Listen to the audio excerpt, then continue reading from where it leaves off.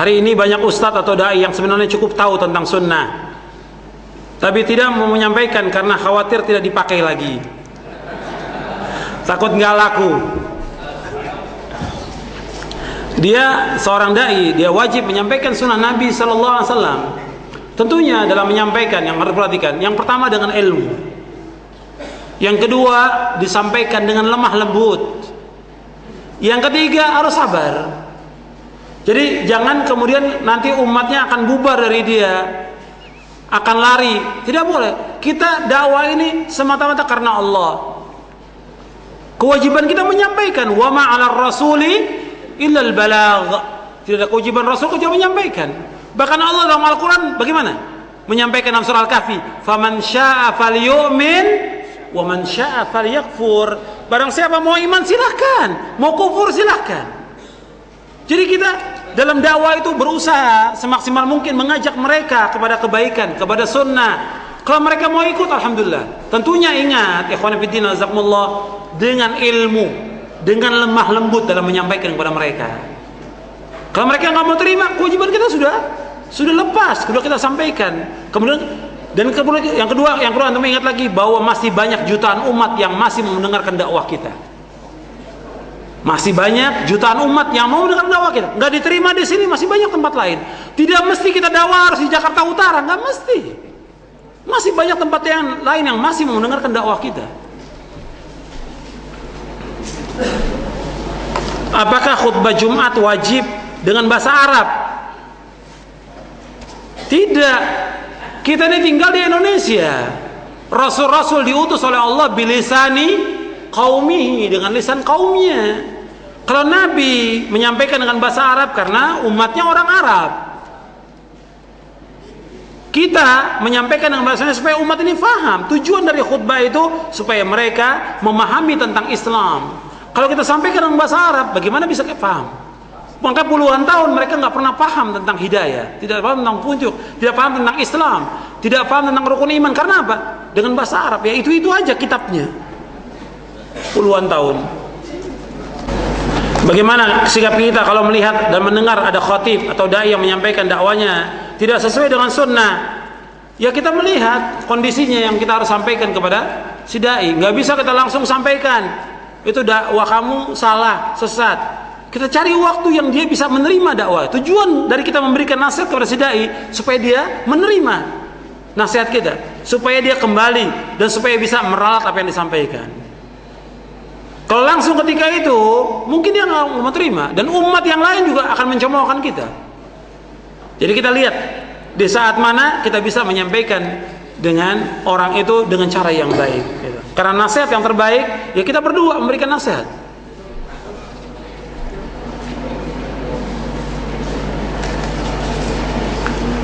Tadi Ustadz menyebutkan tentang bid'ah. Apakah ada bid'ah yang hasanah?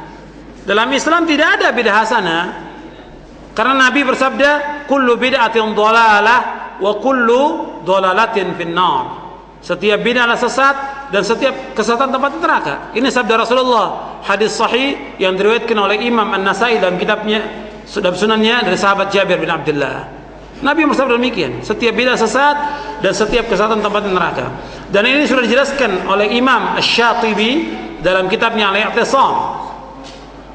Nanti bisa antum lihat dalam kitab Al-I'tisam yang membahas tentang masalah bid'ah. Dijelaskan di situ bahwa bid'ah itu tidak ada yang hasanah.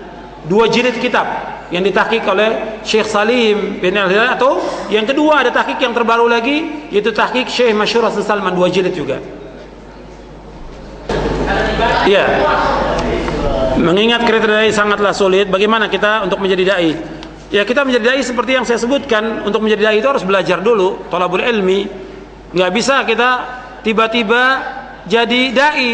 Sekarang ini banyak orang yang sudah dapat predikat LC langsung ceramah, nggak pakai belajar lagi, pokoknya dapat predikat LC langsung ceramah. Ya bagaimana dia mengajak umat kepada kebenaran? Dia sini nggak paham tentang Quran, tidak paham tentang Sunnah. Ya prosesnya lama, sebagaimana para Nabi dan Rasul. Bagaimana Nabi Musa belajar kepada Nabi Khidir, begitu juga para sahabat lama belajarnya. Bagaimana kita mengawali belajar tentang pemahaman salaf ini? Kitab apa yang harus kita baca? Nanti antum baca buku saya, Menuntut Ilmu Jalan Menuju Sorga. Panduan menuntut ilmu saya jelaskan di situ.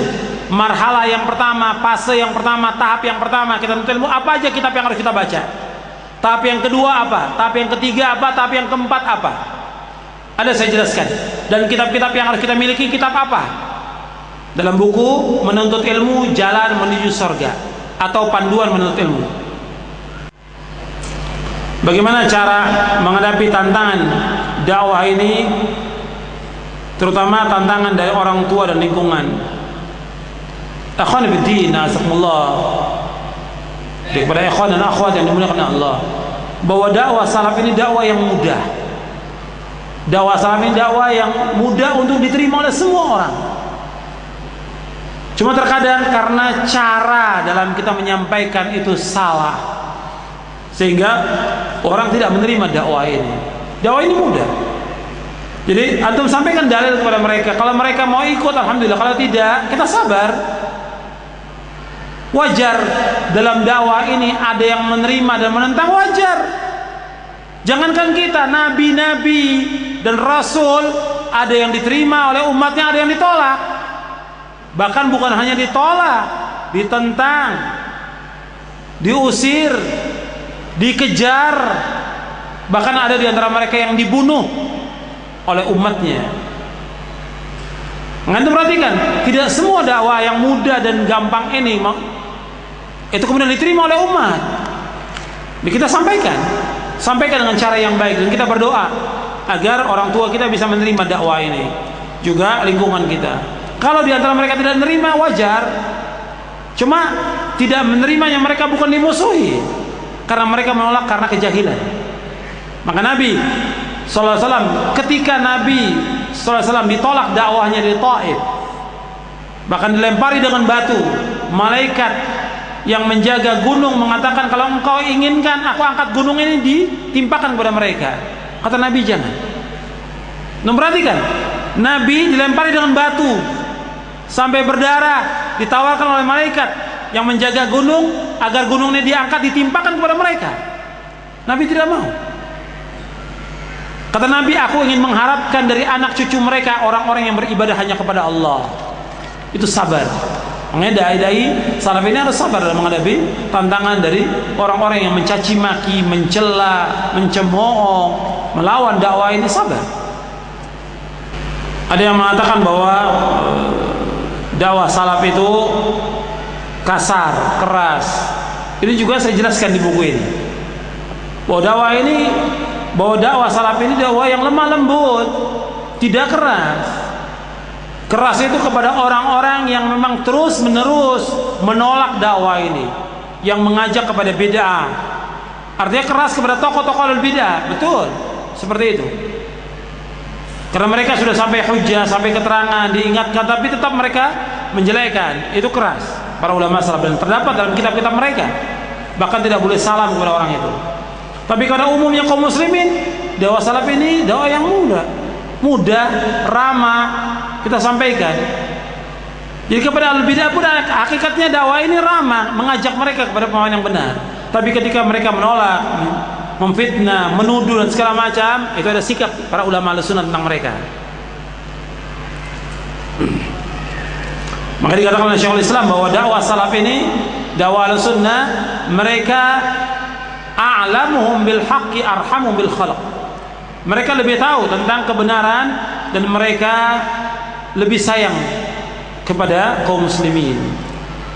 Kemudian ikhwan fillah, azakumullah, antum juga perhatikan bahwa kita juga tidak mengingkari bahwa ada pribadi-pribadi orang yang mengikuti dakwah ini yang kasar, ada. Kita nggak mengingkari. Cuma ingat, pribadi yang kasar itu nggak bisa dinisbatkan kemudian bahwa salaf ini jelek atau kasar, tidak. Pribadi itu ada yang seperti itu. Pribadi itu ada yang seperti itu, yang mereka kasar dan tidak ramah sama sekali dalam dakwah ini. Bahkan kepada orang-orang yang awam pun kasarnya luar biasa. Tapi ini pribadi, maka kita ingatkan dengan cara yang baik orang-orang yang seperti ini. Tapi nggak bisa dinisbatkan kepada manhaj dakwah ini atau kepada akidah salaf. Salaf tidak pernah mengajarkan demikian. Kita disuruh untuk berakhlak yang mulia, kita disuruh untuk bergaul kepada manusia dengan akhlak yang mulia. Kemudian yang pertanyaan timbul lagi, kekasaran yang dianggap oleh mereka juga kadang-kadang berkaitan dengan penjelasan yang hak. Bahwa kita menjelaskan tentang bahaya bid'ah, kita menjelaskan tentang bahaya syirik, bukan berarti itu kasar, bukan itu keras. Karena itulah yang dakwakan oleh para nabi rasul, melarang umatnya dari berbuat syirik, melarang umatnya dari berbuat bid'ah. Nah kadang-kadang dianggap oleh mereka itu keras. Tidak, justru kita menjelaskan itu baik, cuma dalam cara menjelaskannya harus kita awali dengan yang lebih penting dulu. Tadi disebutkan tentang wajibnya kita mengikuti pemahaman ini. Sekarang di mana kita belajar? Yang pertama di sini yang saya ajarkan. Yang kedua ada pengajian-pengajian yang kita ajarkan, yang jelas rujukannya mengikuti pemahaman salaf. Jadi ini pertanyaan, kalau mengikuti pemahaman salaf, kan salaf itu sudah meninggal. Kita belajar sama siapa? Ini pertanyaan panjang, yang intinya itu. Ya kita belajar dengan yang kita baca ini dari kitab-kitab para ulama Ahlussunnah. Kita merujuk dari kitab-kitab para ulama Ahlussunnah yang mereka merujuk kepada pemahaman salafus saleh. Apakah manhaj muwazanah, manhaj keseimbangan antara kebaikan dengan kejelekan itu manhaj salaf? Ini bukan manhaj salaf. Maksudnya manhaj muwazanah itu apabila kita mengkritik ahlul bidah, tokoh-tokoh ahlul bidah, jangan kita hanya sebutkan kesesatan mereka, sebutkan juga kebaikan mereka. Ini manhaj muwazanah. Ini nggak ada dalam manhaj salaf yang seperti ini. Jadi ketika kita menyebutkan kesesatan orang, penyimpangan orang, nggak perlu disebutkan kebaikannya. Sebab kalau disebutkan kebaikannya, orang awam akan ikut. Karena orang itu juga ada kebaikannya, harus ikut. Jadi ketika kita mentahdir ahlul bidah, tokoh-tokoh ahlul bidah, nggak perlu disebutkan kebaikannya. Dan nggak boleh disebutkan kebaikannya, karena apa? Kalau disebutkan kebaikannya, orang akan mengikuti. Dan ini disebutkan juga oleh Rasulullah SAW. Ketika ada dua orang yang melamar seorang wanita, kemudian Nabi menyebutkan ada pun fulan seperti ini. Perempuan nanya, siapa yang aku pilih? Fulan ini seperti ini, miskin. Fulan ini selalu memukul. Kamu nikah dengan Usama. Padahal jelas sahabat ada kebaikannya, dan kebaikannya banyak. Tapi karena makam itu makam tahdzir, mengingatkan supaya perempuan ini punya pilihan yang jelas, maka Nabi menyebutkan seperti itu. Begitu juga para ulama ahli hadis, ketika menilai sanad hadis itu nggak disebutkan kebaikannya perawi, disebutkan tentang kekeliruannya, kesalahannya untuk menilai satu hadis. Tadi disebutkan bahwa mengikuti manhaj salaf ini adalah wajib. Bagaimana orang-orang yang mengikuti pemahaman mazhab? Bagaimana dengan mereka? Kita jelaskan juga bahwa para imam itu juga mengikuti manhaj salaf. Para imam mengikuti manhaj salaf, mengikuti pemahaman ahlus sunnah. Adapun dalam masalah fikih, ya masing-masing berbeda di antara para ulama. Kita mengambil yang kuat dari pendapat itu. Dan para imam semuanya mengingatkan, apabila ada pendapatku menyalahi sunnah Rasul, buang pendapatku. Makanya sekarang di Indonesia yang terbanyak mazhab Syafi'i. Kita sampaikan kepada mereka, tokoh-tokohnya, para dai atau kiai.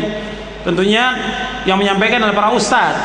Dengan cara yang baik, sampaikan kepada mereka bahwa Imam Syafi'i itu mengikuti manhaj salaf. Dan Syekh Dr. Muhammad bin Abdul Wahhab Al-Aqil menulis kitab tentang manhajul Imam Syafi'i fil aqidah, manhaj Imam Syafi'i dalam aqidah, sudah terjemahkan oleh bahasa Indonesia. Harus lihat bagaimana Imam Syafi'i dalam masalah akidahnya, tentang tauhid rububiyah, uluhiyah, asma wa sifat. Kemudian juga tentang yang lain, bagaimana menerima hadis ahad dan yang lainnya. Itu lihat bagaimana manhaj Imam Syafi'i. Banyak orang yang mengaku mengikuti manhaj Syafi'i, mereka tidak tahu tentang akidah Imam Syafi'i. Bahwa akidah Imam Syafi'i akidah salaf. Akidah para imam, akidah salaf. Tapi karena mereka tidak tahu, hanya belajar tentang fikihnya saja. Dan kadang-kadang pun dalam masalah fikihnya mereka juga tidak mengikuti Imam Syafi'i. Jadi yang Imam Syafi'i tidak lakukan, mereka lakukan. seperti pengiriman bacaan Al-Quran, pengiriman pahala kepada orang sudah mati, kata Imam Syafi'i tidak akan sampai. Tapi orang mengatakan mengikuti mazhab Syafi'i mengatakan sampai. Imam Syafi'i mengatakan tidak sampai. Wa an laisa lil insani illa ma sa'a. Seseorang tidak akan mendapatkan melainkan apa yang dia usahakan.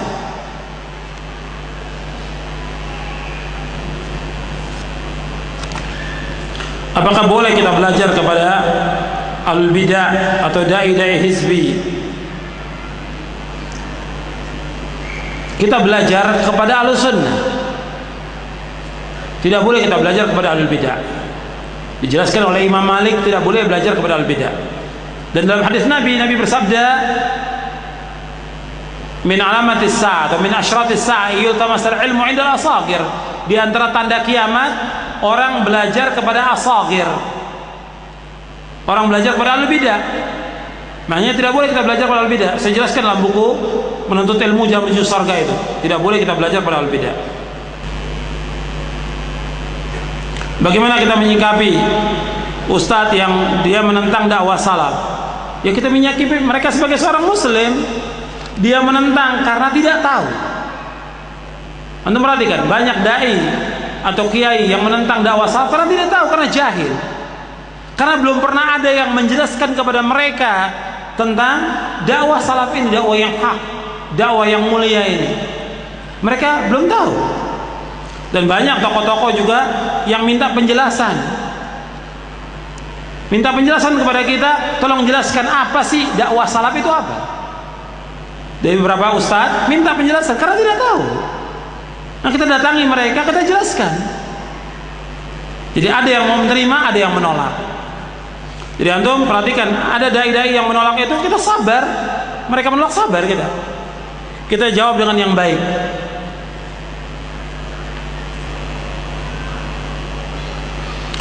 Batasan larangan duduk dengan ahli bidah itu, duduk dalam artian kita mendengarkan ceramahnya, kita mendengarkan perkataannya, kita menjadikan dia sebagai teman karib. Itu duduk dengan ahli bidah, tokoh ahli bidah yang dia menentang dakwah yang hak ini. Itu yang dimaksud, kita tidak boleh duduk dengan mereka. Dalam artian duduk, kita duduk mendengar kajiannya mereka, duduk mendengarkan fatwanya mereka dan yang lainnya. Tidak boleh. Bapak, subhatnya itu akan masuk ke dalam hati kita. Dalam kita berimam, bermakmum, apakah boleh kita bermakmum dengan ahlul bidah? Boleh. Artinya dalam kita sholat berjamaah, kita boleh bermakmum dengan ahlul bidah. Kita sebagai makmum, imamnya ahlul bidah, boleh. Disebutkan oleh para ulama ahlus sunnah. Dan saya jelaskan di dalam buku Syarah Aqidah Ahlussunnah wal Jamaah. Bahkan Imam Hasan Al-Basri mengatakan, "Shalli wa alaihi bid'atu." Kamu salat meskipun imamnya al-bidah dan dia yang tanggung bid'ahnya. Kecuali kalau yang bid'ah-bid'ah yang sudah keluar dari Islam, bid'ahnya sudah keluar dari Islam dan kita yakin sudah sampai hujjah keluar dari Islam, enggak boleh kita jadikan dia sebagai imam. Kalau sudah keluar dari Islam, bagaimana kita bisa bersabar dalam menghadapi tantangan dakwah ini? Ya kita tetap berusaha untuk sabar dalam menghadapi syubhat dan syahwat yang terus mendatangi hati kita. Dan kita terus memohon kepada Allah. Makanya kita dalam menghadapi tantangan ahlul bidah, hizbiyun dan yang lainnya, kita tidak boleh tinggal untuk menuntut ilmu. Menuntut ilmu ini penting. Belajar tentang akidah salaf, manhaj salaf ini terus, nggak boleh berhenti. Merujuk kitab-kitab ulama salaf. Yang kedua, yaitu kita berusaha untuk mengamalkan dari apa yang sudah kita ketahui, baik amal yang wajib maupun sunnah. Yang ketiga, kita harus bergaul dengan para ulama, orang-orang yang soleh, dan bertanya kepada mereka. Yang keempat, yaitu kita terus berdoa kepada Allah SWT agar kita ditetapkan istiqamah di atas manhaj yang hak, dihidupkan di atas sunnah dan diwafatkan di atas sunnah. Ya muqallibal qulub tsabbit qalbi ala dinik. Itu doa Nabi yang terus Nabi berdoa terus. Kemudian kita menjauhi tempat-tempat fitnah. Tempat-tempat fitnah itu dijauhkan. Itu diantaranya untuk supaya kita bisa bersabar dari berbagai macam tantangan. Kewajiban dakwah itu kewajiban siapa? kewajiban dakwah, kewajiban orang yang berilmu, kewajiban orang-orang yang menguasai Al-Quran dan Sunnah. Sekarang bagaimana dengan hadis balighu anni walau ayah? Yang anda perhatikan, balighu anni walau ayah, hadis ini sahih. Pertama kali Nabi sampaikan kepada siapa? Kepada sahabat. Yang Nabi sampaikan kepada sahabat. Yang sahabat, berdirinya sahabat sesaat bersama Nabi lebih baik daripada ibadah kita selama 40 tahun. Perkataan Ibnu Umar dan sahih, diriwayatkan oleh Imam Ahmad dalam kitabnya Fadailus Sahabah, dan juga dalam kitab As-Sunnah Ibnu Abi Asim. Kemudian yang kedua, bahwa yang disampaikan itu adalah dari Nabi, berarti dia sudah menguasai. Balighu anni dari Rasulullah. Jadi sampaikan dari Rasulullah, bukan dari pendapatnya, bukan ra'yunya, bukan hawa nafsunya, tapi dia sampaikan dari hadis Nabi yang sahih. Tentunya dia harus belajar dulu bagaimana dia menyampaikan kalau dia tidak menguasai ilmu. Tapi apa yang dia faham, yang sudah umum orang ketahui, ya jelas dia bisa melarang orang. Umpamanya orang sudah ketahui haramnya zina, orang semua tahu. Haramnya khamr, orang sudah tahu. Nah, ini sampaikan kepada keluarga tentang haram, tidak bolehnya durhaka pada orang tua. Ya, ini bisa sampaikan, semua orang bisa menyampaikan kalau yang seperti ini. Artinya sudah diketahui secara umum bahwa itu dilarang atau itu wajib. Seperti sholat, orang semua tahu wajibnya sholat yang 5 waktu. Nggak mesti para dai yang menyampaikan, antum bisa menyampaikan juga kepada orang-orang yang ada di sekitar kita, teman kita, saudara kita, rekan sekerja, ayo sholat. Ini dakwah juga. Tapi masalah-masalah yang sifatnya mendetail itu tentunya kepada ahlinya. Bagaimana pendapat yang mengatakan bahwa Syekh Albani itu tidak mempunyai guru? Syekh Albani punya guru, punya syekh. Dan sekarang kita nggak usah membahas tentang masalah dia punya guru atau tidak. Sekarang seluruh ulama dunia mengakui dia sebagai ahli hadis. Seluruh ulama dunia. Jadi orang yang mengatakan itu adalah ahlul fitnah. Memang ahlul fitnah yang tidak senang kepada ulama ahli hadis.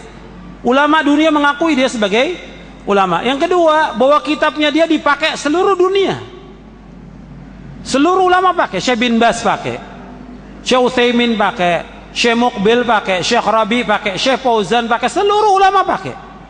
Merujuk kepada kitabnya Syekh Albani. Maka antum lihat kitab-kitab para ulama selalu, lihat silsilah sahihah, lihat sahih At-Targhib wa Tarhib, lihat sahih Jami' Shaghir, semua merujuk kepada Syekh Albani. Menunjukkan dia orang alim. Jadi nggak usah dibahas lagi dia ada guru atau tidak ada guru. Tadi disebutkan tentang tidak bolehnya kita berbuat beda. Apakah zikir berjamaah itu termasuk perbuatan beda? Iya, dijelaskan oleh para ulama, zikir dengan berjamaah termasuk perbuatan beda. Karena Nabi nggak contohkan dan sahabat juga tidak mencontohkan. Apa yang dimaksud dengan ilmu tasawuf? Ini juga termasuk ilmu yang tidak bermanfaat. Tasawuf ini tadi saya sebutkan ilmu filsafat, ilmu kalam. Nah, diantaranya juga ilmu tasawuf. Karena pada hakikatnya tasawuf bukan dari Islam. Tasawuf bukan dari Islam.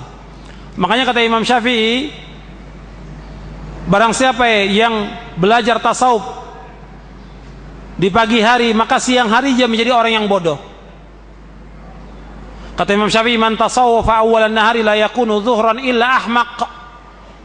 Barang siapa yang belajar tasawuf di pagi hari, maka siang hari dia menjadi orang yang pandir, orang yang bodoh. Tasawuf bukan dari Islam. Dan antum bisa lihat penjelasan para ulama Ahlussunnah tentang masalah ini. Enggak pernah ada lafaz tasawuf dalam Quran dan tidak pernah ada lafaz tasawuf dalam sunnah Nabi yang sahih, tidak pernah ada. Begitu dari para sahabat tidak pernah ada. Ya, dalam Islam enggak ada istilah tasawuf.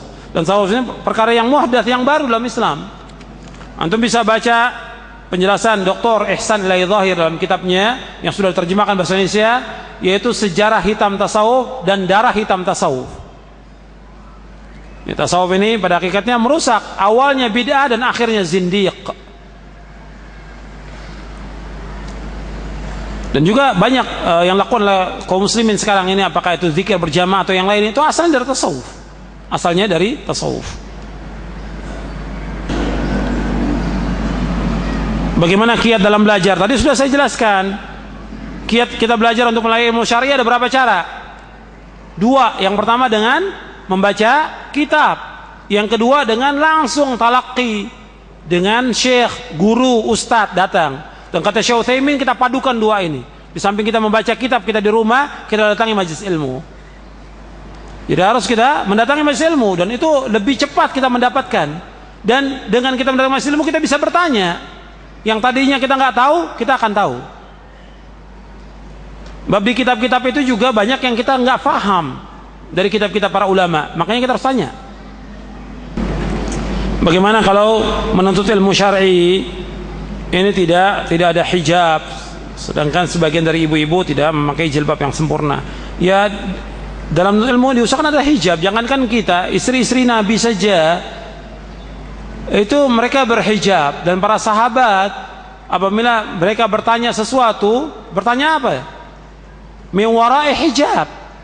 Padahal itu istri Nabi yang merupakan ibunya kaum mukminin, ummahatul mukminin, tetap ada hijab. Apa sih ustadz itu bisa dia menjaga matanya? Dia melihat ibu-ibu yang belajar dengan dia di hadapannya, yang pakaiannya bermacam-macam. Apa dia bisa jaga matanya? Nanti lama-kelamaan akhirnya dia bukan dakwah, pacaran. Ya tetap kita harus jaga dengan hijab kita. Mata juga harus ditundukkan pandangan ini.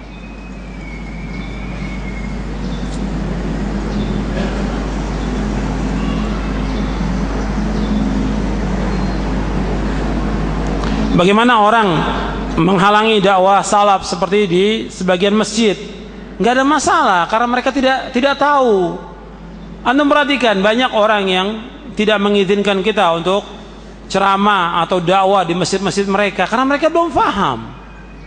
Dan kita dalam masalah ini harus sabar. Masih banyak masjid yang lain yang mengizinkan kita untuk berdakwah. Kalau di satu masjid dilarang, masih ada 10 masjid mengizinkan kita untuk dakwah. Kalau seandainya pun tidak dikasih, masih ada tempat yang lain. Saya pernah di satu tempat, ya, dilarang di masjid. Ini sudah waktunya dan sudah diumumkan. Masjid itu masjid besar, dan yang hadir juga ribuan di luar kota. Tidak dikasih. Akhirnya bagaimana? Panitia mengambil inisiatif, di sawah kita dakwah.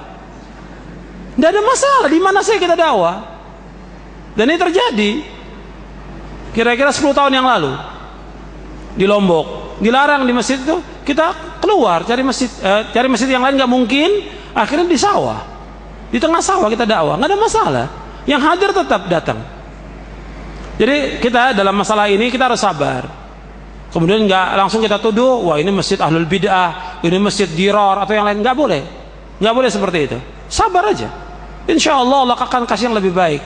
Dakwah ini dakwah yang diberkahi oleh Allah, dan Allah pasti akan tolong dakwah ini. Tadi disebutkan tentang berzikir kepada Allah. Apakah zikir lebih utama dari orang yang berilmu? Artinya orang yang berilmu itu jelas lebih utama. Cuma ingat, tetap berzikir itu harus ada. Artinya berzikir dalam keadaan kita berdiri, duduk dan berbaring, tetap kita ingat kepada Allah SWT. Berzikir yang sesuai dengan syariat.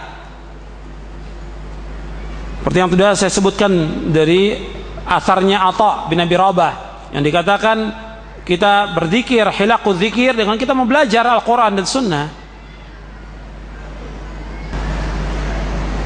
Bagaimana dengan orang yang tidak suka kalau kita menuntut ilmu yang diajarkan dari ilmu salaf? Ya kita jelaskan kepada mereka, karena ini ilmu yang benar, dasarnya Quran dan Sunnah Nabi yang sahih. Lebih manfaat mana kita mendengarkan Quran dan Sunnah yang sahih daripada perkataan orang, daripada filsafat, daripada ilmu kalam, daripada tasawuf, daripada dongeng, daripada kajian yang tidak ada isinya sama sekali. Ya lebih bagus dengan ilmu, disampaikan ilmu dengan dalilnya dari Quran dan Sunnah. Bagaimana apabila seorang istri yang dia belum paham, dia lebih mematuhi orang tuanya daripada suaminya, maka berdosa atau tidak? Ya berdosa. Karena apa? Karena seorang istri dia wajib taat kepada suaminya. Suami bagi seorang istri merupakan sorga dan nerakanya istri. Ketika ada seorang wanita mengadu kepada Nabi, dia mengeluh tentang keadaan suaminya, Nabi bersabda, "Unzuri aina anti minhu fa innahu jannatuki wa naruki." Perhatikanlah bagaimana sikap kamu kepada suami kamu, karena suami kamu adalah sorga kamu dan neraka kamu. Jadi seorang istri setelah dia nikah dan walinya sudah menyerahkan kepada suaminya, kewajiban yang terbesar dia kepada Allah dan kepada suaminya. Makanya harus perhatikan, seorang istri ini dia wajib taat kepada suaminya. Sebab dengan dia taat kepada suaminya, dia akan masuk surga.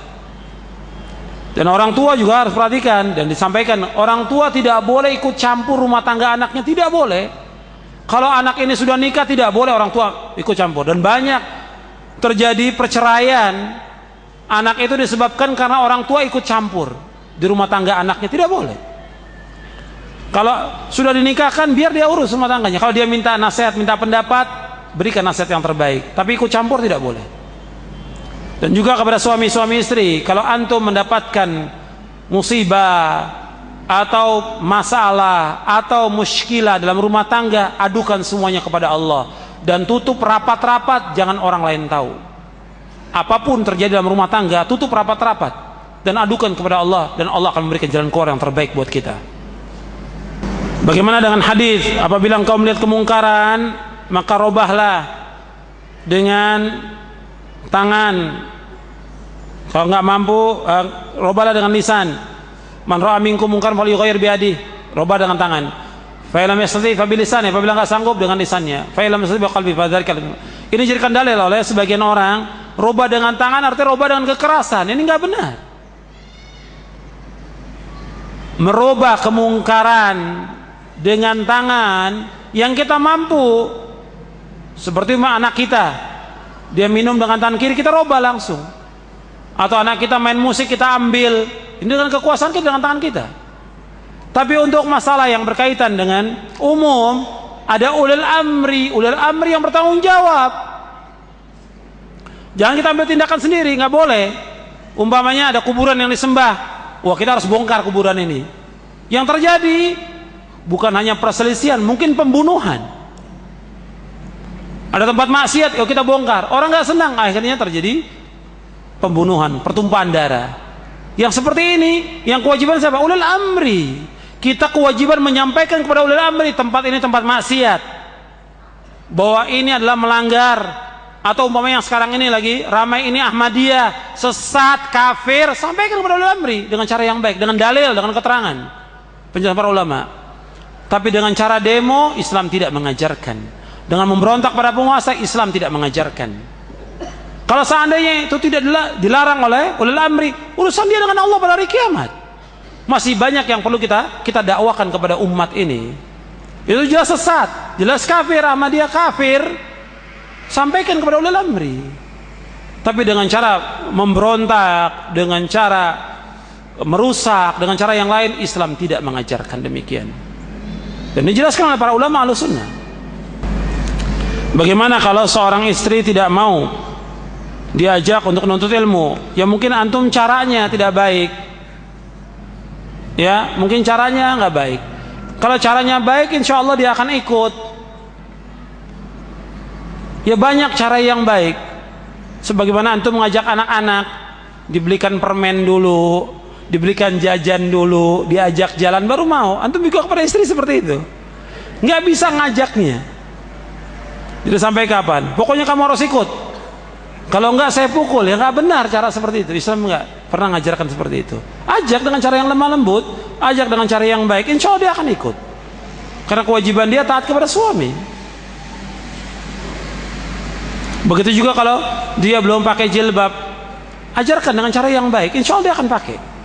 Insya Allah dia akan pakai. Cuma kadang-kadang caranya kasar, caranya tidak baik, sehingga istri menolak, dia tidak mau terima. Dan Nabi mengatakan orang yang paling baik di antara kalian orang yang paling baik kepada istri-istrinya. Apa yang lebih utama? Menuntut ilmu yang banyak tapi tidak diamalkan, kemudian menuntut ilmu seadanya tapi diamalkan.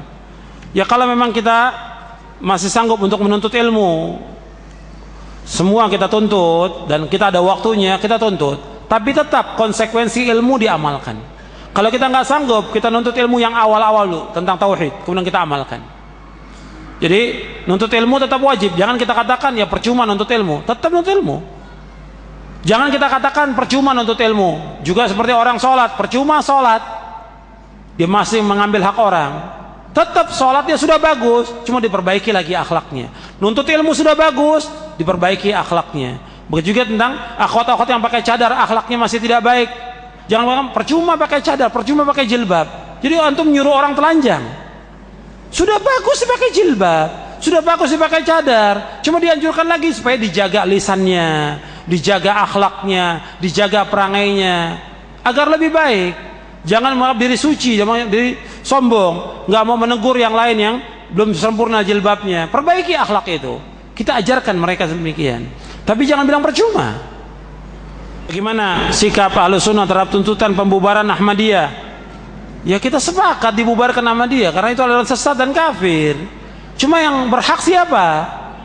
Kita atau ulil amri? Ulil amri. Jadi sampaikan kepada ulil amri, dan ini sudah disampaikan kepada ulil amri. Jadi kita tidak gegabah. Antum perhatikan juga Imam Ahmad bin Hanbal itu pernah difitnah dengan khalqul Quran, dan ulama-ulama pada zamannya terfitnah dengan khalqul Quran, mengatakan bahwa Al-Quran itu makhluk.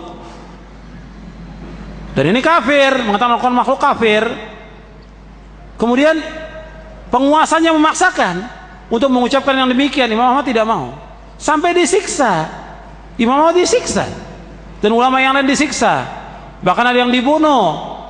Kemudian bagaimana? Rakyat menunggu, menjenguk Imam Ahmad. Wah Imam Ahmad, apa yang kau katakan kita sudah siap. Artinya kalau Imam Ahmad menyuruh untuk menyerang penguasa, mereka siap. Tapi Imam Ahmad tidak, kewajiban taat kepada ulil amri, meskipun zalim ulil amrinya. Jadi nggak ambil tindakan sendiri atau membunuh orang-orang yang berpendapat bahwa Al-Quran itu makhluk, tidak. Disuruh untuk sabar. Bagaimana kita mendoakan orang yang meninggal dunia? Ya ada doanya dalam hadis Nabi, dengan Allah maghfir lahu, Allah marhamhu, wa'afi wa'fu anhu, dan yang lainnya. Mendoakan orang-orang yang sudah meninggal dunia. Dan kita juga mendoakan para sahabat. Kita doakan mereka, para ulama kita mendoakan mereka, karena kita mendapatkan ilmu dengan perantaran mereka. Alhamdulillah saya telah ikut kajian salafi, tapi banyak saya kecewa karena akhlaknya belum baik. Bagaimana? Apakah menuntut ilmu atau memperbaiki akhlak? Dua-duanya. Tetap kita wajib menuntut ilmu dan kita berusaha untuk memperbaiki akhlak.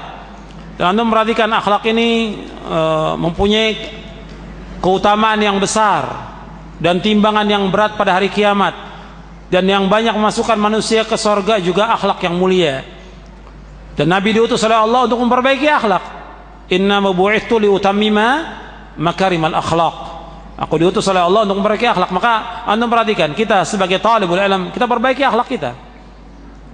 Sebagai talibul ilm, sebagai penuntut ilmu, perbaiki akhlak kita. Bukan hanya menuntut ilmu saja, tapi akhlak kita, sikap kita kepada orang tua, sikap kita kepada orang yang lebih tua, sikap kita kepada guru atau ustadz, sikap kita kepada kerabat, kemudian kepada keluarga, kepada teman, itu akhlak perbaiki. Muamalah kita juga perbaiki, karena banyak celaan, banyak orang-orang yang nuntut ilmu tapi nggak memperbaiki akhlaknya, mengambil hak orang. Tadi sudah saya jelaskan tadi, mengambil hak orang, mengambil barang orang, utang tidak bayar, atau sikapnya kasar, atau yang lainnya. Ini perbaiki, ini harus diperbaiki, dan kita harus berusaha untuk memperbaiki akhlak kita, dan doa kepada Allah agar Allah memperbaiki akhlak kita.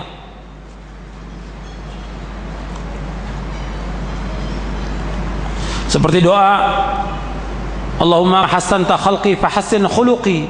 Ya Allah, sebagaimana engkau memperbaiki bentuk tubuhku, perbaiki akhlakku. Ini doanya ini umum, sifatnya umum. Tidak hanya ketika kita mengaca, bercermin, bukan. Umum. Dan kita juga berdoa, Allahumma hdina li ahsanil akhlaq, la yahdi li ahsani illa anta. Ya Allah, tidak ada yang bisa memperbaiki akhlak kecuali Engkau. Kita terus berdoa kepada Allah agar kita ditunjuki oleh Allah kepada akhlak yang mulia. Wasrif anni sayyi'aha la yasrifu anni sayyi'aha illa anta. Dan jauhkan aku dari akhlak yang jelek, karena tidak ada yang dapat menjauhkan aku dari akhlak yang jelek kecuali Engkau ya Allah. Kita doa kepada Allah agar kita ditunjuki kepada akhlak yang mulia dan kita dijauhkan daripada akhlak yang jelek. Mana orang yang punya utang, orang tuanya kaya tapi dia tidak mau bayar, ya tinggal si anak berusaha untuk meminta atau meminjam pada orang tuanya agar dia bisa bayar utang. Tapi yang perlu kita ingat juga, kita nggak bisa melihat pada orang tuanya karena dia sudah dewasa dan orang tua tidak punya kewajiban memberikan nafkah lagi kepada si anak karena dia sudah balik, dia sudah mencari nafkah. Nah, kita urusannya dengan anaknya bukan dengan orang tuanya. Nah, kita tetap menagih, kita wajib untuk mengingatkan dia supaya dia membayar hutang. Kalau tidak, dia akan susah nanti di akhirat. Sebab nanti di akhirat nggak bisa dibayar dengan uang, tidak bisa dibayar dengan rupiah, dengan dolar, dengan dinar, dengan dirham. Tidak ada. Di akhirat itu yang ada hasanat wa sayyiat. Maka Nabi menyebutkan, dan ini saya ingatkan juga kepada antum semuanya, saya dan untuk antum juga, bahwa kita dalam masalah muamalah perbaiki muamalah kita. Karena banyak cacat kita di muamalah. Mungkin akidahnya baik, ibadahnya baik, tapi muamalah tidak baik. Utang itu kurang perhatian. Kadang janji kita harus bayar, kita nggak penuhi. Ini harus kita perhatikan. Kita akan dituntut di akhirat. Ada orang yang muflis, yang bangkrut pada hari kiamat, dia bawa pahala sholat, puasa, zakat dan yang lainnya, tapi dia pernah mencaci maki orang, pernah menuduh orang, pernah memukul orang, pernah membunuh orang, pernah mengambil harta orang, yang kemudian akan dihisab oleh Allah dengan apa? Dengan kebaikan. Kebaikan dia dipakai untuk membayar orang-orang yang pernah dia sakiti. Kemudian masih ada orang yang belum sempat dia bayar, ditimpakan kejelekan orang itu kepada dia, kemudian diseret, dimasukkan ke neraka. Ini orang yang muflis, orang yang tafron, orang yang bangkrut pada hari kiamat nanti.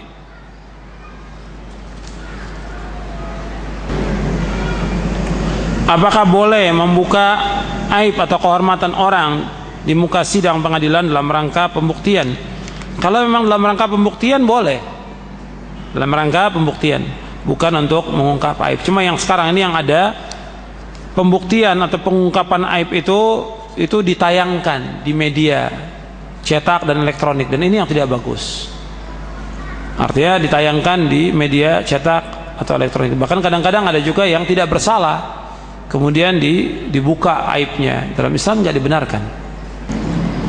Tolong jelaskan siapa yang salah kalau ada seorang anak wanita dia menikah dengan non muslim. Yang salah orang tuanya, karena orang tuanya sebagai wali. Masa mau disalahkan orang lain? Ya dia tidak mendidik anaknya dengan cara yang baik, sehingga anaknya nikah dengan non muslim, hukumnya haram dan zina. Wanita muslimah tidak boleh kawin dengan laki-laki kafir selama-lamanya, tidak boleh.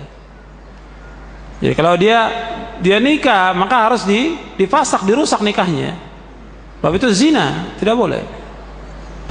Apakah boleh kita melunasi hutang teman kita dikarenakan teman kita tidak mampu untuk membayarnya? Boleh. Ini juga termasuk waman yassara ala mu'sirin. Kita punya teman kita punya utang sama orang dan kita tahu utangnya banyak dan dia tidak mampu dan tidak ada yang dijual, kita bantu dengan membayarkan hutangnya, boleh dalam syariat, dan itu ganjarannya besar. Sejauh mana pengaruh zina mata telinga bagi orang yang hafal Quran? Ya punya pengaruh. Saya bawakan di sini bagaimana pengaruh terhadap hafalan itu. Imam Syafi'i rahimahullah mengadu kepada Imam Waqi tentang jelek hafalannya disebabkan karena melihat seorang wanita. Syakautu ila Waqi'in su'a hifdzi fa arsyadni ila tarkil ma'asi wa'lam anna al-ilma nurun wa nurullahi la yuhda lil 'asi. Aku mengadu kepada Imam Waqi tentang jeleknya hafalanku, maka ditunjuki aku untuk tinggalkan perbuatan dosa dan maksiat, karena ilmu ini cahaya dan cahaya Allah nggak akan diberikan kepada orang yang berbuat dosa dan maksiat. Jadi punya pengaruh bagi orang yang menghafal. Ini punya pengaruh zina ini, zina mata, zina telinga dan lainnya. Ada laki dan wanita berzina kemudian hamil, kemudian dinikahkan oleh orang tuanya, apakah setelah anaknya lahir harus dinikahkan ulang? Tidak. Ya nikahnya sah. Seperti yang sudah saya sebutkan tadi, ada pendapat ulama tentang masalah itu. Artinya tentang masalah menikahi wanita yang hamil akibat zina. Ini ada fatwa-fatwa para ulama yang menyebutkan tentang nikahnya sah. Artinya nikahnya sah, soal nikahnya. Akan tapi tetap hukuman dan tobat harus dilaksanakan. Hukuman dan tobat itu harus dilaksanakan.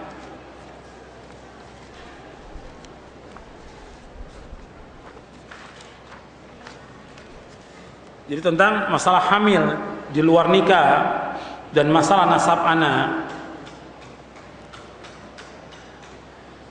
Jadi kalau apabila seorang perempuan berzina kemudian hamil, maka anak yang dilahirkannya adalah anak zina dengan kesepakatan para ulama. Itu yang pertama. Kemudian yang kedua, yaitu apabila seorang dia berzina, seorang laki-laki dan perempuan berzina, kemudian perempuan ini hamil,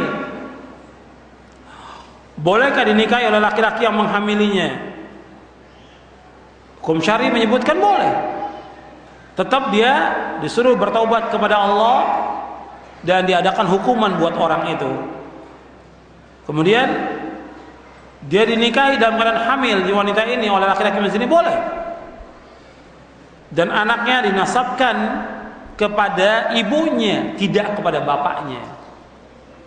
Dan ini disebutkan oleh Al-Imam Ibn Abdul Bar dalam kitabnya Jami' Bainal Mufaddalin, dan juga disebutkan oleh Ibn Abdul Bar yang dinukil oleh Al-Hafidz Muhajjar dalam kitabnya Fathul Bari.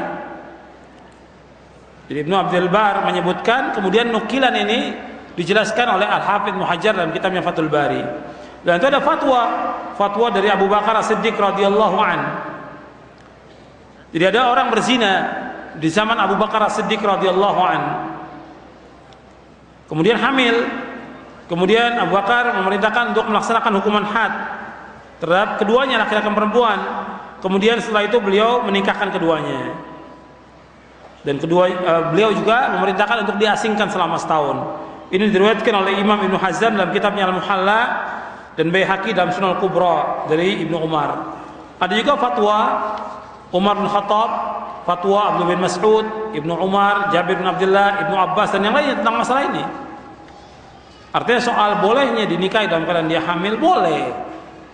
Karena dia menzinai wanita itu dan hamil. Adapun alasan orang atau sebagian ulama tidak boleh dinikahi dalam keadaan hamil sampai melahirkan dengan dasar ayat dalam surah At-Talaq, wa ulatul ahmali ajalahunna ayyadhna hamlahun. Dan perempuan-perempuan yang hamil itu iddahnya sampai dia melahirkan. Ini bagi perempuan yang ditalak, yang dicerai, tidak berkaitan dengan wanita yang dizinai. Dan fatwa ini kuat tentang masalah bolehnya perempuan dan laki-laki yang berzina dia menikahi wanita yang dizinainya.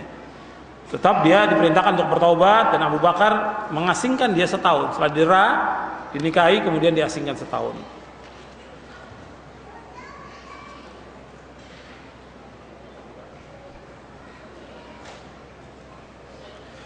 Kalau umpamanya ada seorang yang dia sudah menikah berzina kemudian direjam, apakah dosa yang dilakukan itu akan terhapus dengan rejam itu?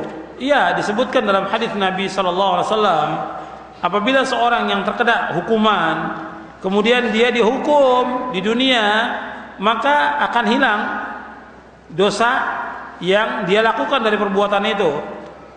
Nabi menyebutkan seperti itu di halaman 65. Itu ada hadisnya, man asaba dzanban uqima alaihi haddu dzalika dzanbi fahuwa kaffaratuhu. Barang siapa melakukan satu dosa lalu ditegakkan atasnya hukuman atas dosa tersebut, maka hukuman itu merupakan kafarat baginya. Ada sahih dari Imam Ahmad dan Ibnu Khuzaimah. Artinya kalau dia berzina, direjam, ya dosanya dia, dosa zinanya hapus, tapi dosa yang lain yang lakukan tetap dia wajib taubat dan akan dihukum oleh Allah. Dia berzina kemudian didera, dosanya hapus, dosa zinanya, dengan sebab dilakukan hukuman itu, tapi dosa yang lain yang lakukan tetap akan dilaksanakan oleh Allah SWT. Jadi dosa itu aja, dengan dasar hadis ini dan juga beberapa hadis yang lain.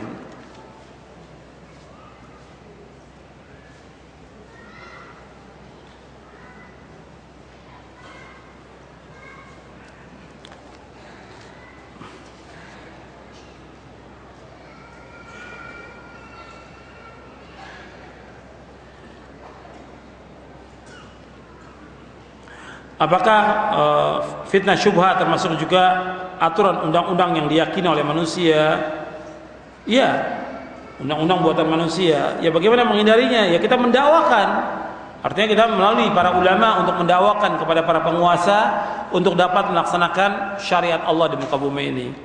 Artinya kita harus sabar sebagaimana sabarnya Nabi Musa dan Nabi Harun alaihi wassalatu wassalam mendakwakan Firaun. Sabar dalam mendakwakan. Nah, kita perlu waktu untuk mendakwakan agar terlaksana hukum Islam ini. Makanya yang terpenting bagi kita sekarang ini, bagaimana supaya bisa terlaksana hukum Islam, terlaksana syariat Islam. Ya kita mulai dari diri kita dulu.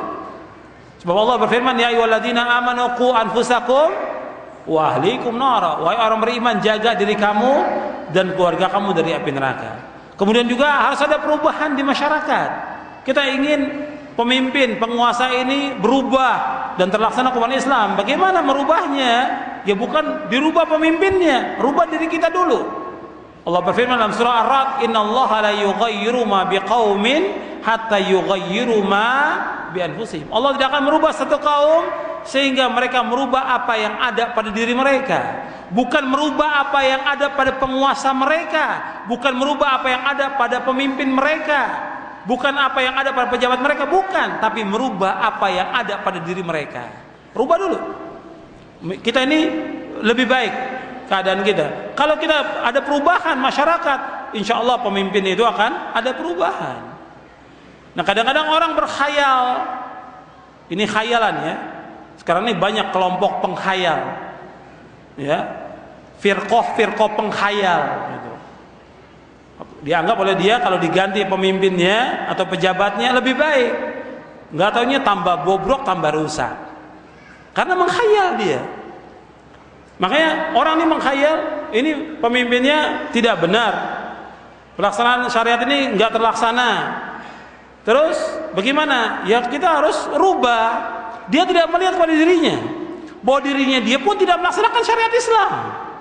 Karena ketika kita bicara soal syariat Islam, hukum Islam dilaksanakan oleh semuanya, baik oleh individu, oleh masyarakat, oleh penguasa maupun oleh rakyat. Dia laksanakan banyak syariat Islam yang dia tidak laksanakan. Bagaimana dia menuntut para pemimpin untuk melaksanakan syariat Islam? Karena itu Imam Ibnu Qayyim mengatakan, bagaimana mungkin sekarang pada masa kita, Ibnu Qayyim itu hidup pada abad ke-7 dan ke-8. Bagaimana mungkin pada zaman kita ini pemimpinnya seperti Umar bin Abdul Aziz, atau seperti Muawiyah bin Abi Sufyan, atau seperti Umar bin Khattab? Nggak mungkin. Ibnu Qayyim mengatakan nggak mungkin. Semakin rakyatnya rusak, ya pemimpinnya juga rusak. Rakyatnya bobrok, ya pemimpinnya juga demikian. Rakyatnya banyak pencuri, mengambil hak orang lain, pemimpinnya juga demikian, banyak yang korupsi. Ini perkataan Ibnu Qayyim 8 abad yang lalu, dia katakan dalam kitabnya Miftah dari Sa'adah di juz yang kedua. Makanya harus ada perubahan pada diri kita dulu, baru Allah akan adakan perubahan pelaksanaan syariat ini.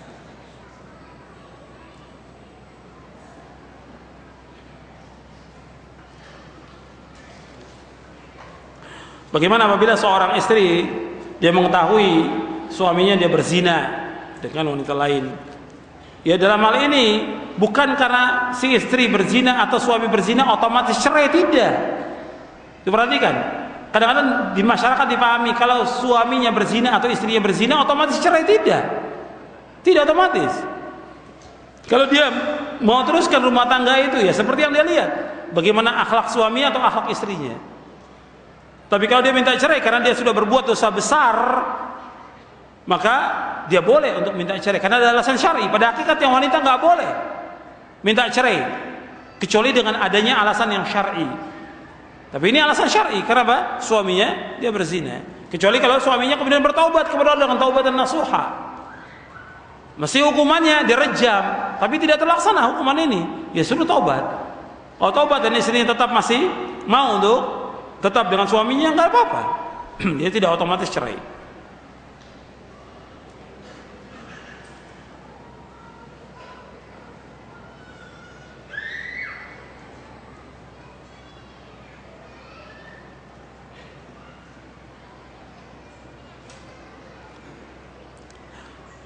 Saya pernah dengar di salah satu TV bahwa hadis yang bertentangan dengan akal itu mesti ditolak. Ini pendapat yang sesat dan menyesatkan. Pendapat ini pendapat yang sesat dan menyesatkan. Tidak ada satupun ayat Al-Quran atau hadis Nabi yang bertentangan dengan akal manusia. Kalau kita bicara soal akal, nggak masuk akal. Allah turunkan Quran dan Sunnah yang Al-Quran dan Sunnah bertentangan dengan akal manusia, nggak mungkin. Atau Allah turunkan Quran dan Sunnah yang bertentangan dengan fitrah manusia, tidak mungkin. Tidak ada satupun ayat Al-Quran bertentangan dengan ayat Al-Quran yang tidak ada sama sekali. Bisa dibuktikan. Atau Al-Quran bertentangan dengan Sunnah Nabi yang sahih, tidak mungkin. Bertentangan selama-lamanya. Dan tidak mungkin Al-Quran dan Sunnah bertentangan dengan akal manusia. Ketika orang mengatakan bertentangan dengan akal, dilihat yang mengatakannya siapa. Yang mengatakan itu siapa? Apa dia sudah menguasai Quran dan Sunnah, hafal, sudah menguasai tafsirnya, pemahamannya, sampai dikatakan ini bertentangan? Dari mana bertentangan?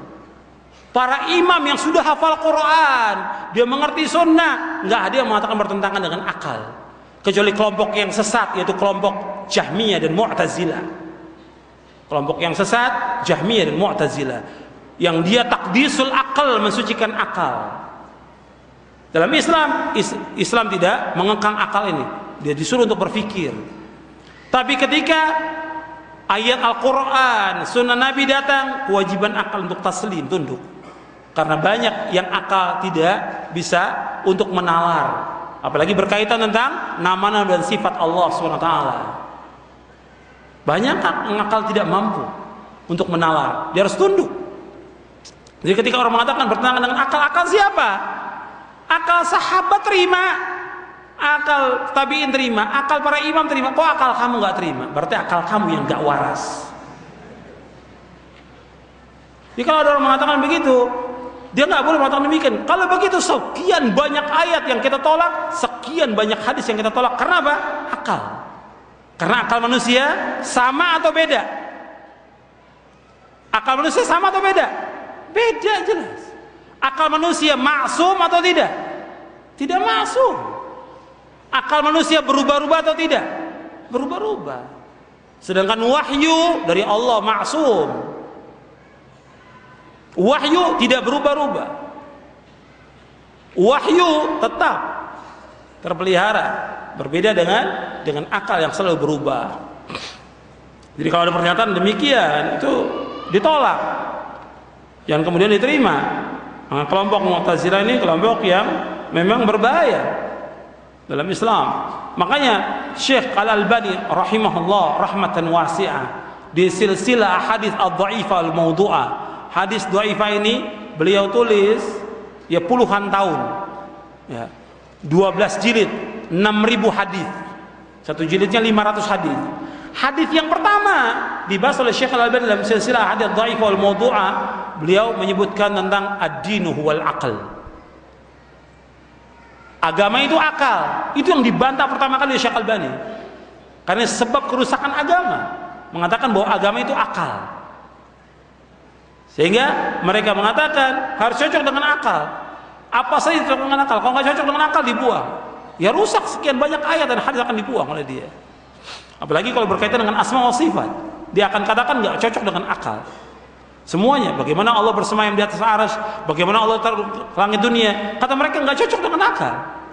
Padahal akal di situ wajib untuk tunduk dan taslim.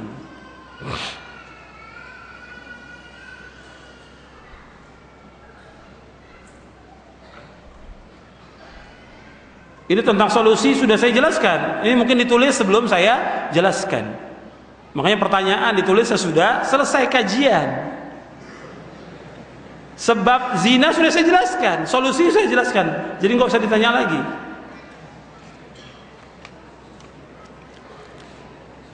Bagaimana hukum onani? Hukumnya haram atau tidak? Haram. Onani hukumnya haram. Dia mengeluarkan mani dengan tangan atau yang lainnya, hukumnya haram dalam Islam. Tidak boleh. Sebab Allah menyebutkan orang-orang yang mencari selain itu, faulaika humul adun walladzina hum li furujihim hafizun illa ala azwajihim aw ma malakat aymanuhum fa innahum ghairu malumin faman ibtaqa wara'a dzalika faulaika humul adun. Jadi orang yang menjaga kemaluan mereka kecuali kepada istri dan hamba sahaya, mereka adalah orang-orang yang tidak tercela. Barang siapa yang melakukan selain itu, maka dia termasuk orang melewati batas. Maka para ulama menjelaskan orang-orang melakukan onani termasuk orang melewati batas. Sekarang supaya dia tidak melakukan onani bagaimana? Ya dia nikah. Kalau belum mampu dia untuk nikah, dia berpuasa sebagai pencegah. Atau dia sibukkan dirinya dengan melakukan ibadah kepada Allah, dengan menuntut ilmu, dengan sholat malam dan yang lainnya. Atau dia menjauhkan hal-hal yang membawa kepada perzinaan.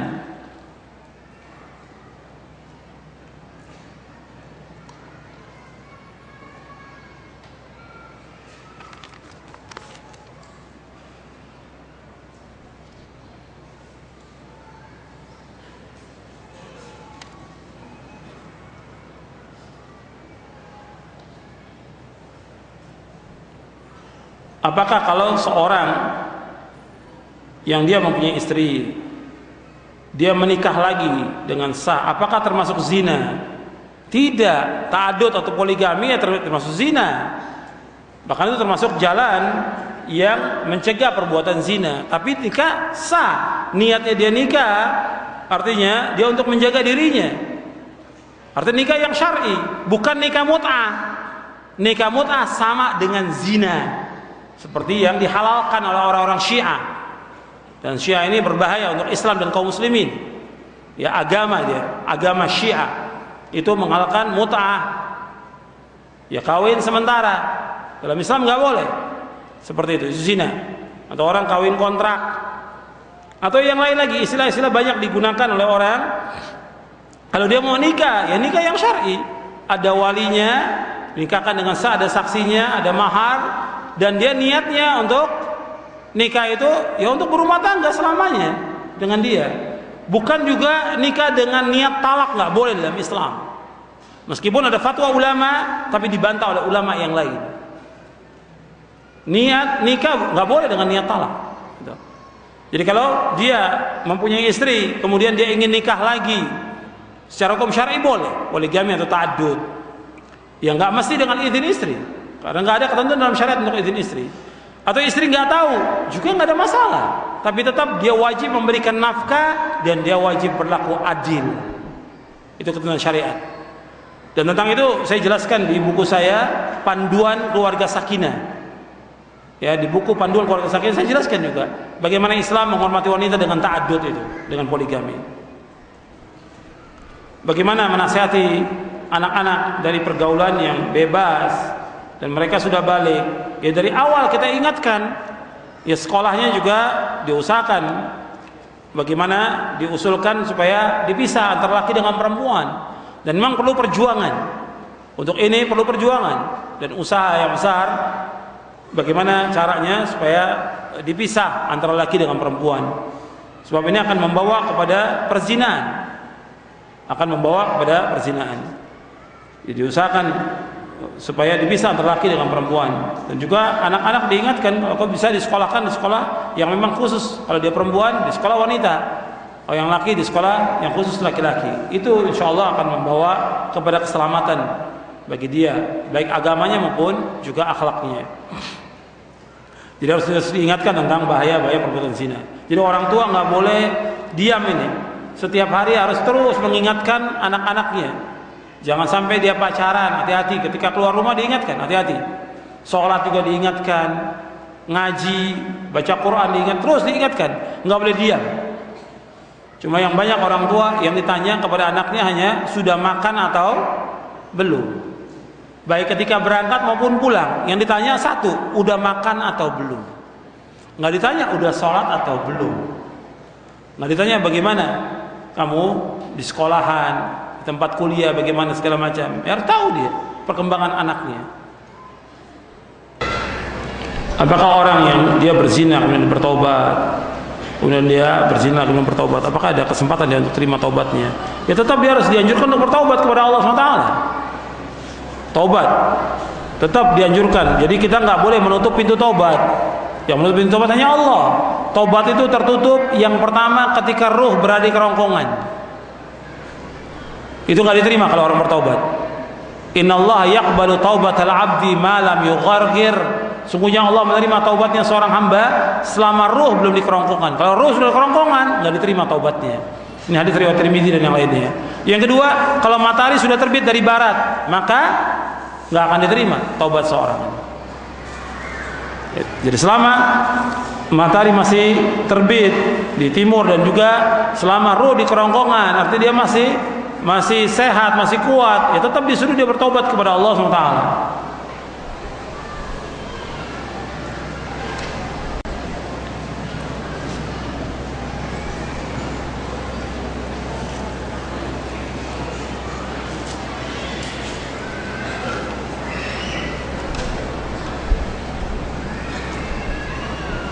Bagaimana yang lebih besar dosanya, zina atau riba? Ya dua-duanya dosa besar. Dosa besar. Riba juga dosa besar. Riba, ya praktek-praktek riba ya, banyak di negeri ini. Ya riba, bank-bank riba juga banyak di negeri ini. Makanya kita harus hati-hati. Karena dosanya besar. Bahwa Allah mengumumkan perang kepada orang-orang yang makan riba. Cuma untuk zina dikasih hukuman yang berat. Kalau riba nggak ada sanksi hukum dalam artian didera atau dipukul atau diasingkan atau direjam, tidak. Tapi kalau zina ada. Karena jelas kerusakannya besar bagi keluarga, bagi keturunan, bagi nasab, bagi kehormatan dan yang lainnya. Tadi sudah saya jelaskan siapa yang berhak melakukan hukuman dera atau rajam atau hukuman yang lainnya. Ulul amri, pemerintah. Ya kalau perintah belum melaksanakan, ya kewajiban kita untuk sabar. Makanya kita harus tegakkan syariat Islam untuk diri kita dulu dan keluarga kita. Kemudian baru kita tegakkan untuk kaum muslimin. Dan ini perlu kesabaran dan lama waktunya.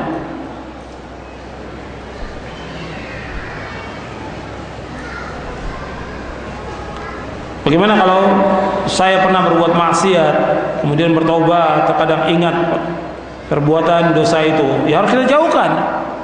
Itu godaan syaitan, karena syaitan itu terus menggoda anak Adam agar terus lagi berbuat dosa. Makanya dalam penjelasan para ulama bahwa sabar itu dibagi menjadi 3. Pertama, sabar dalam melaksanakan ketaatan kepada Allah. Yang kedua, sabar dalam menjauhkan perbuatan dosa dan maksiat. Kita harus mengekang diri kita dan syahwat kita jangan sampai kembali lagi kepada perbuatan dosa dan maksiat. Yang ketiga, sabar terhadap musibah.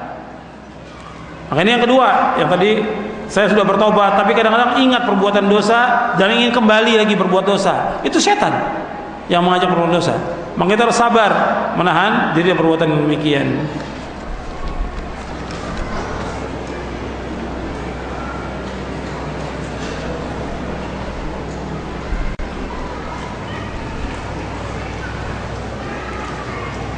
Bagaimana hukum musik dan lagu dalam Islam? Ini perlu waktu lagi kita materi khusus. Antum baca buku saya dulu dah. Antum baca buku saya tentang hukum lagu, hukum musik, lagu dan nasyid. Antum baca itu. Di buku itu saya jelaskan. Pertama ayat Quran, yang kedua hadis-hadis Nabi, yang ketiga tafsir para sahabat, yang keempat tafsir para tabi'in, yang kelima perkataan imam-imam dari imam mazhab Hanafi, Maliki, Syafi'i, Hambali dan yang lainnya. Kemudian baru saya sebutkan fatwa para ulama yang sekarang ini.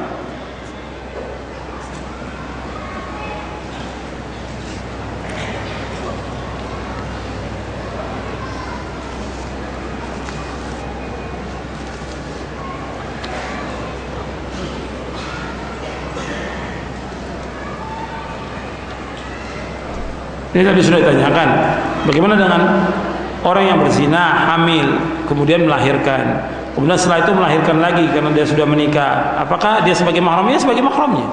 Anak yang selanjutnya itu sebagai mahram dari anak yang pertama tadi dari hasil perzinahan.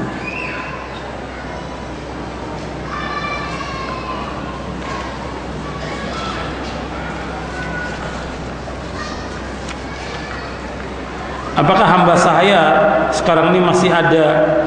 Ya belum ada lagi, kecuali kalau sudah terjadi perang antara kaum muslimin dengan kafirin.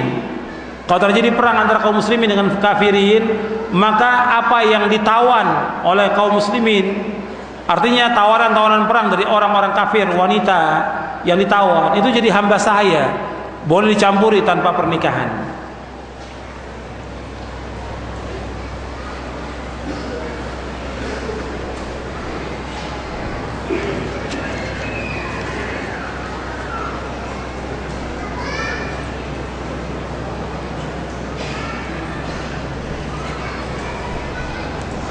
Saya sudah bekerja, tapi belum cukup tabungan untuk menikah. Saya takut jatuh dalam perbuatan zina. Bagaimana? Ya solusinya, ya teman-teman yang lain membantu. Teman-teman yang lain itu membantu bagaimana supaya bisa segera dia menikah. Makanya di sekarang ini ada masyru', artinya program atau rencana, dan ini sudah dilaksanakan. Itu masyru' untuk menikahkan orang-orang yang belum mampu nikah. Di Timur Tengah seperti itu, di Saudi juga ada, dikumpulkanlah dari uang zakat dan juga yang bentuknya sumbangan atau hadiah dikumpulkan, kemudian dinikahkan orang-orang yang mau memang siap untuk menikah tapi dia tidak mampu. Nah, di sini bisa dilaksanakan demikian. Artinya bisa teman-teman mengumpulkan dana untuk temannya yang memang belum mampu. Dia mampu untuk menikah tapi belum mampu untuk biaya, ya dibantu untuk seperti itu. Ya tetap dia melaksanakan puasa, apakah itu Senin, Kamis atau Daud, kemudian juga sholat malam. Cuma teman-teman yang lain yang mengetahui temannya itu segera menikah, ya dibantu, nggak perlu dibiarkan. Bagaimana untuk kita sabar? Ya sabar, yang tadi kita harus tetap ikhlas dengan apa yang Allah timpakan kepada kita, bahwa semua sudah berjalan dengan takdir Allah SWT. Kemudian kita melihat saudara kita yang terkena musibah yang lebih parah daripada kita, kemudian kita ikhlas, kemudian kita mengadu kepada Allah SWT dan yang lainnya. Apakah musibah yang paling besar yang menimpa seorang mukmin? Yang paling besar kematian Rasulullah. Musibah yang paling besar bagi kaum mukminin kematian Rasulullah. Karena apa? Terhentinya wahyu. Makanya kata Nabi, apabila engkau terkena musibah, ingat musibahku, kata Rasulullah. Apabila kamu terkena musibah, ingat kepada musibahku. Karena musibah yang paling besar yaitu wafatnya Rasulullah sallallahu alaihi wa ala alihi wasallam. Kemudian musibah, bentuk musibah yang menimpa itu banyak sekali ya. Musibah yang menimpa kaum muslimin ini banyak sekali, dan sudah saya sebutkan tadi di awal-awal tentang berbagai macam musibah. Bagaimana kita melihat musibah yang terjadi di Indonesia? Ini sebenarnya sudah terjawab dari apa yang tadi saya sampaikan. Artinya musibah itu bukan hanya di Indonesia, di mana saja musibah itu harus kita ingat bahwa itu takdir Allah. Kemudian kita ambil pelajaran dari apa yang terjadi, bahwa ini disebabkan karena banyaknya dosa dan maksiat.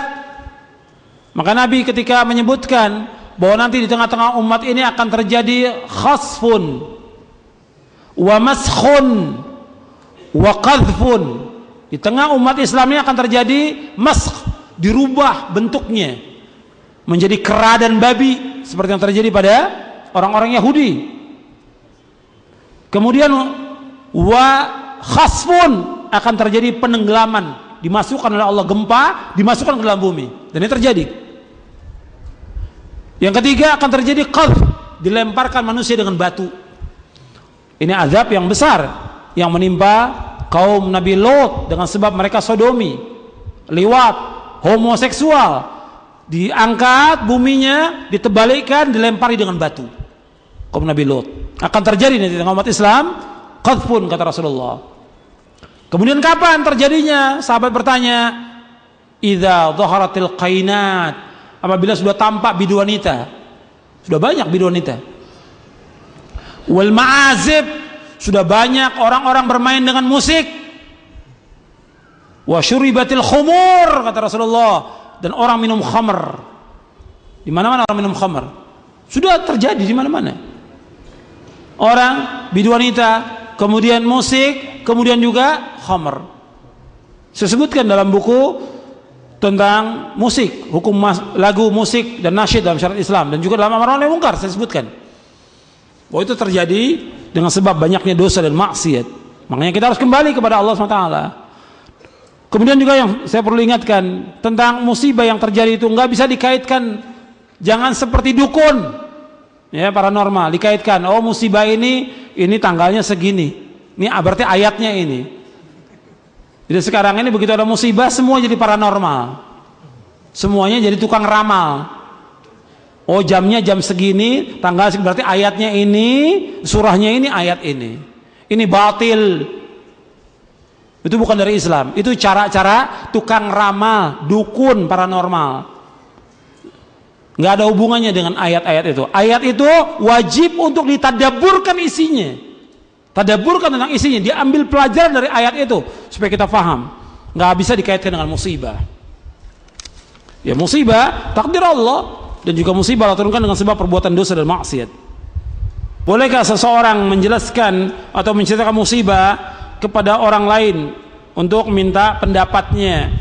Ya lihat, kalau dia melihat itu baik dan itu hanya ditanyakan kepada orang yang faham, yang mengerti, bukan diceritakan musibah kepada semua orang, tidak boleh.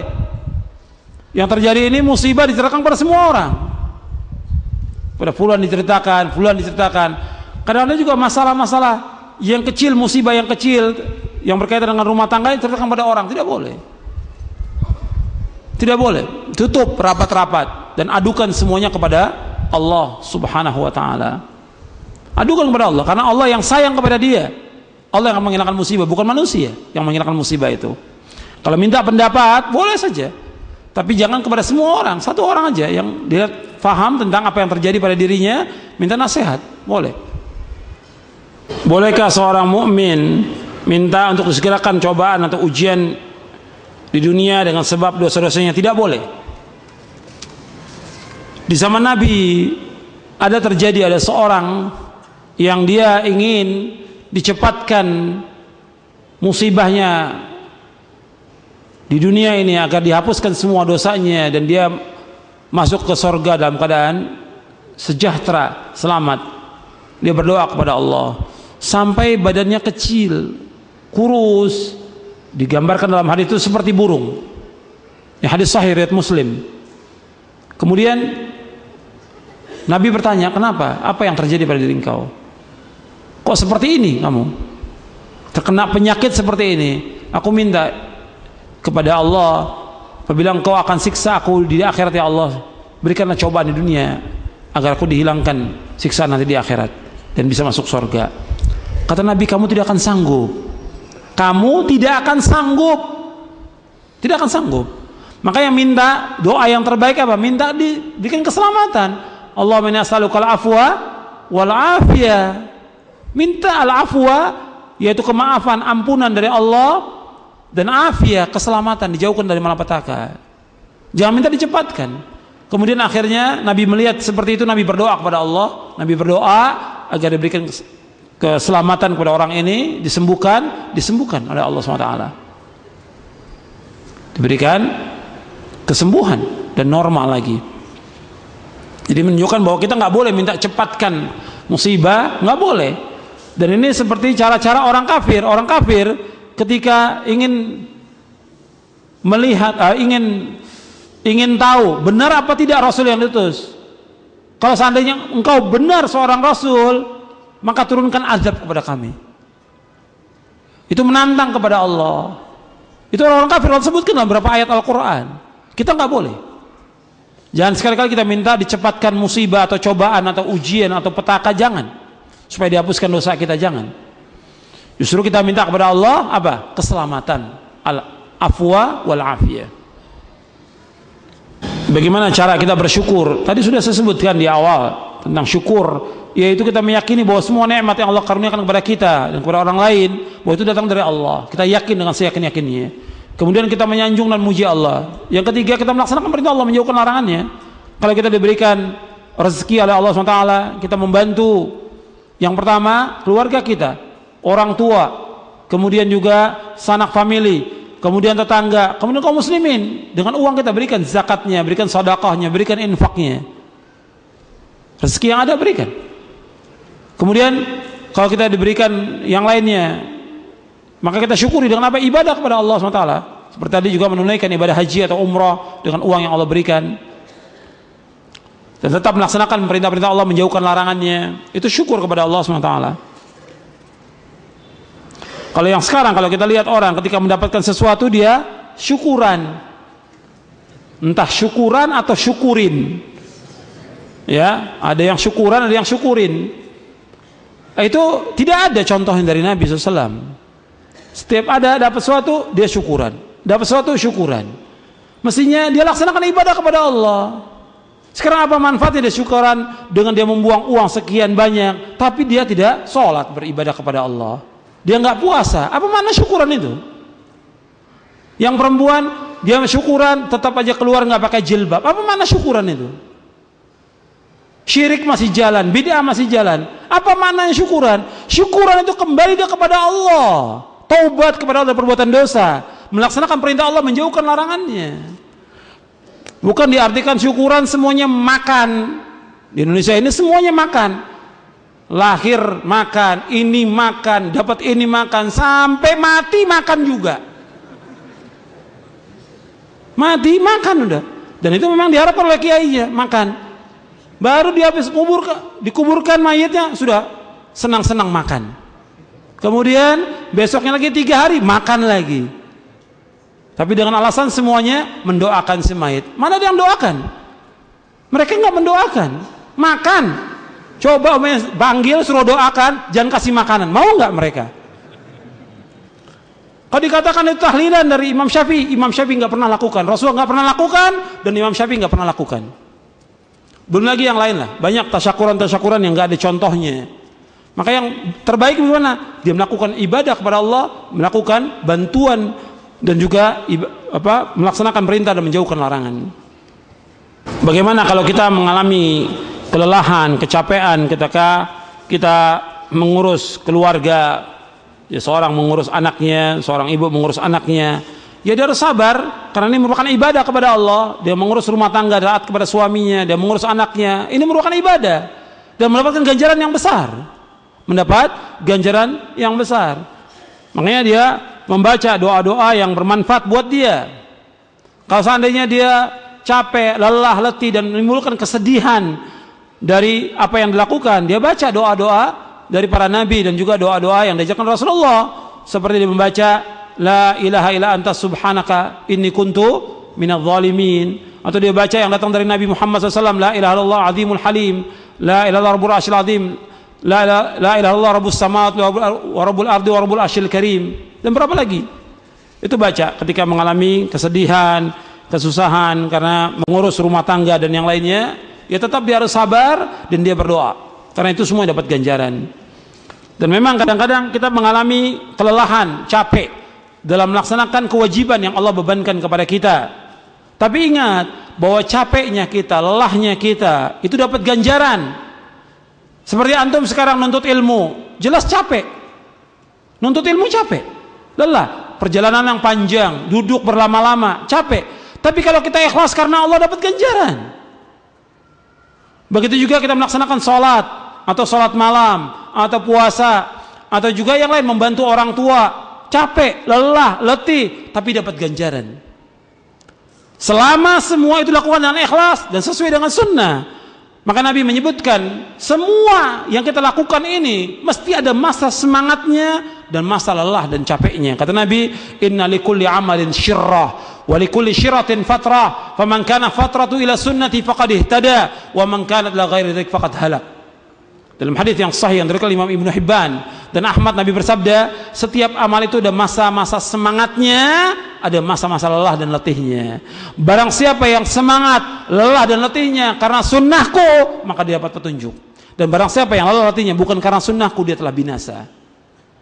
Makanya harus ikhlas, ittiba, dan tetap kita sabar dalam kita melaksanakan ibadah kepada Allah. Bagaimana dengan kondisi orang yang selalu diberikan penyakit oleh Allah SWT? Ya sebenarnya dia harus sabar, sebab dengan penyakit itu akan menghapuskan dosanya. Dengan dasar hadis Nabi SAW, selama dia harus sabar, yang dia ikhlas karena Allah Subhanahu wa ta'ala. Apakah dengan musibah yang Allah timpakan ke negeri ini menunjukkan bahwa Allah mengangkat orang mukmin di negeri ini? Bahwa banyaknya musibah negeri ini, apakah orang mukmin diangkat derajatnya? Justru dengan musibah itu disebabkan karena apa? Dosa dan maksiat. Karena kezaliman manusia, zalimnya manusia. Yang pertama, zalimnya kepada Allah, yaitu dia berbuat syirik kepada Allah, menyekutukan Allah. Yang kedua, zalimnya kepada diri dia sendiri, yaitu dengan apa? Dengan berbuat dosa dan maksiat. Yang ketiga, dia menzalimi orang lain. Zalim. Maka dia harus kembali kepada Allah. Maka Allah sebutkan manusia itu zaluman jahula, sangat zalim dan sangat bodoh. Sangat zalim kata Allah manusia ini, dan sangat bodoh. Makanya dia harus kembali kepada Allah. Jangan kemudian karena banyak musibah berarti kita orang mukmin diangkat derajatnya, berarti dia merasa aman dengan azab Allah. Tidak, justru kita introspeksi. Ini musibah yang banyak ini karena perbuatan dosa dan maksiat. Dan bukan mustahil Allah akan timpakan azab seluruhnya. Yang ada orang mukmin dan juga orang-orang yang berbuat dosa dan maksiat.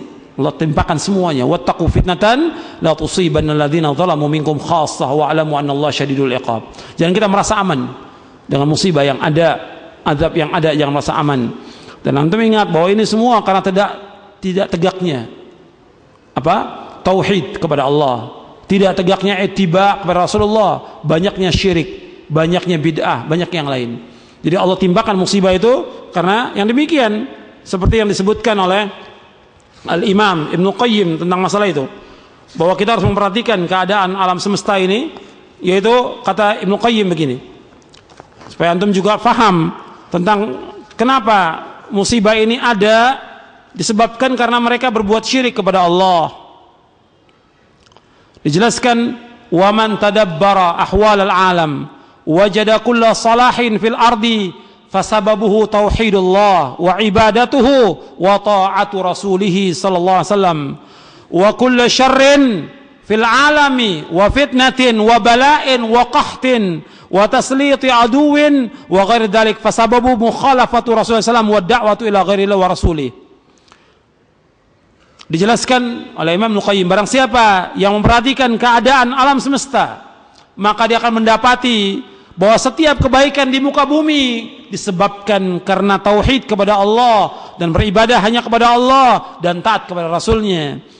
Dan kalau dia memperhatikan setiap kejelekan, setiap keburukan, setiap petaka yang menimpa di alam semesta, fitnah, bencana, kemudian kemarau, kemudian dikuasai oleh musuh-musuh dan yang lainnya, disebabkan karena mereka menyalahi Rasulnya, tidak taat kepada Rasulullah SAW, dan disebabkan karena mereka berdoa kepada selain Allah, syirik. Jadi sebab malapetaka itu, yang pertama karena syirik kepada Allah, yang kedua karena tidak ittiba kepada Rasulullah.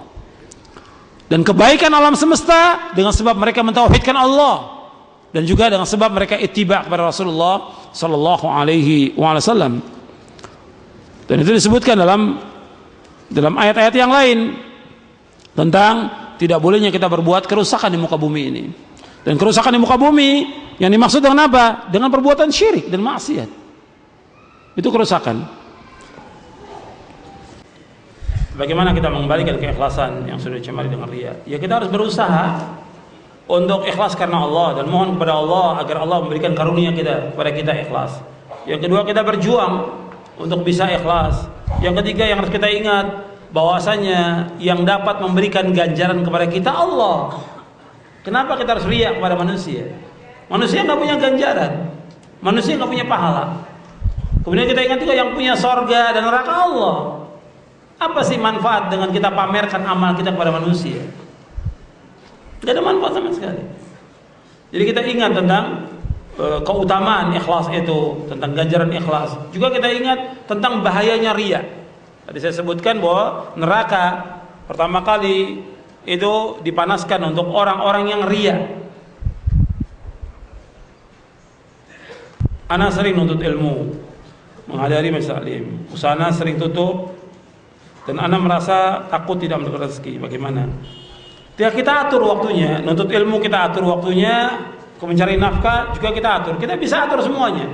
Artinya juga saya ingatkan ini, artinya kita juga sebagai seorang talibul ilm dan juga seorang dai bisa mengatur waktu kita. Ada waktu kita nuntut ilmu, ada waktu kita belajar, ada waktu kita berdakwah, ada waktu kita juga untuk mencari nafkah. Kita atur waktu. Sebagaimana para ulama terdahulu juga mengatur waktu. Jadi ada waktu dia untuk nuntut ilmu, ada waktu juga dia untuk mencari nafkah. Cuma yang antum perhatikan, di samping antum cari nafkah, tidak mesti harus sepekan cari nafkah. Ada ulama yang cari nafkahnya sebentar, tapi cukup dia untuk beberapa pekan. Cuma harus dipahamkan tentang istri, bagaimana supaya dia bisa qanaah, menerima dengan apa yang ada dan cukup dengan apa yang ada itu. Itu yang dipahamkan pada istri dan juga kepada anak. Antum perhatikan, saya ambil contoh. Ada seorang ulama yang dia cukup. Saya contohkan dalam buku saya Menuntut Ilmu Jalan Menuju Surga, yaitu Syekh Al-Albani rahimahullah. Bagaimana beliau mengatur waktu. Di sini juga ada saya sebutkan bagaimana beliau mengatur waktu. Waktunya beliau atur untuk baca dari mulai pagi sampai sore. Cari nafkahnya kapan? Keluar dia dari perpustakaan 2 jam atau 3 jam servis jam, kemudian dapat uang untuk istri anaknya, kembali lagi masuk belajar lagi. Dan barokah hartanya. Sampai sekarang hartanya nggak habis buat anak cucunya. Barokah. Dan terus mengalir hartanya. Jadi antum perhatikan, barokah. Jadi waktunya hanya 2 jam 3 jam cari nafkah, cukup buat istri dan anaknya. Baca lagi. Pertama kali sebelum Aminul Maktabah yang jaga maktabah datang, dia sudah datang. Sampai kunci diserahkan pada dia. Yang terakhir keluar dari maktabah dan perpustakaan dia. Semua kitab di Zahiriyah itu sudah dibaca oleh dia. Yang lebih besar dari ini, ya, maktabahnya sudah dibaca semua kitab itu. Barokah. Makanya antum jangan karena nuntut ilmu nanti rezeki kita nggak dapat. Kita atur, insya Allah dapat rezeki. Allah akan berikan rezeki.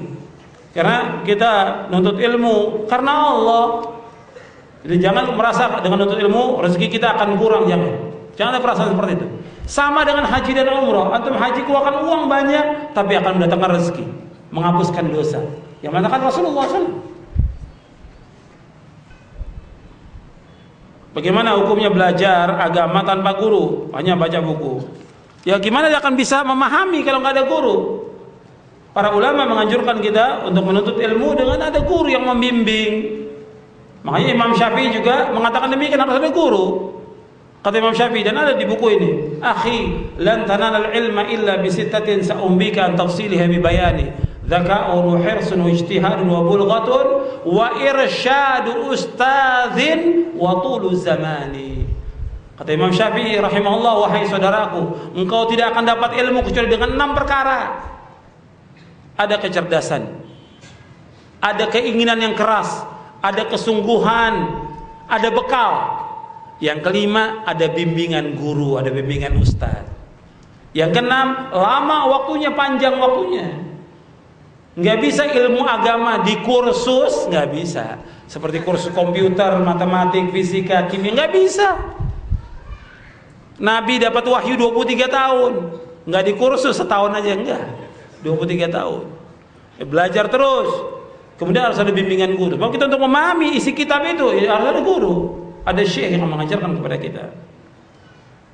Maka itu yang disebutkan oleh Syekh Muhammad bin Shalih Al-Utsaimin, kita belajar dengan guru, kemudian juga kita baca kitabnya. Kitab ulama kita baca, kemudian ada guru yang membimbing kita.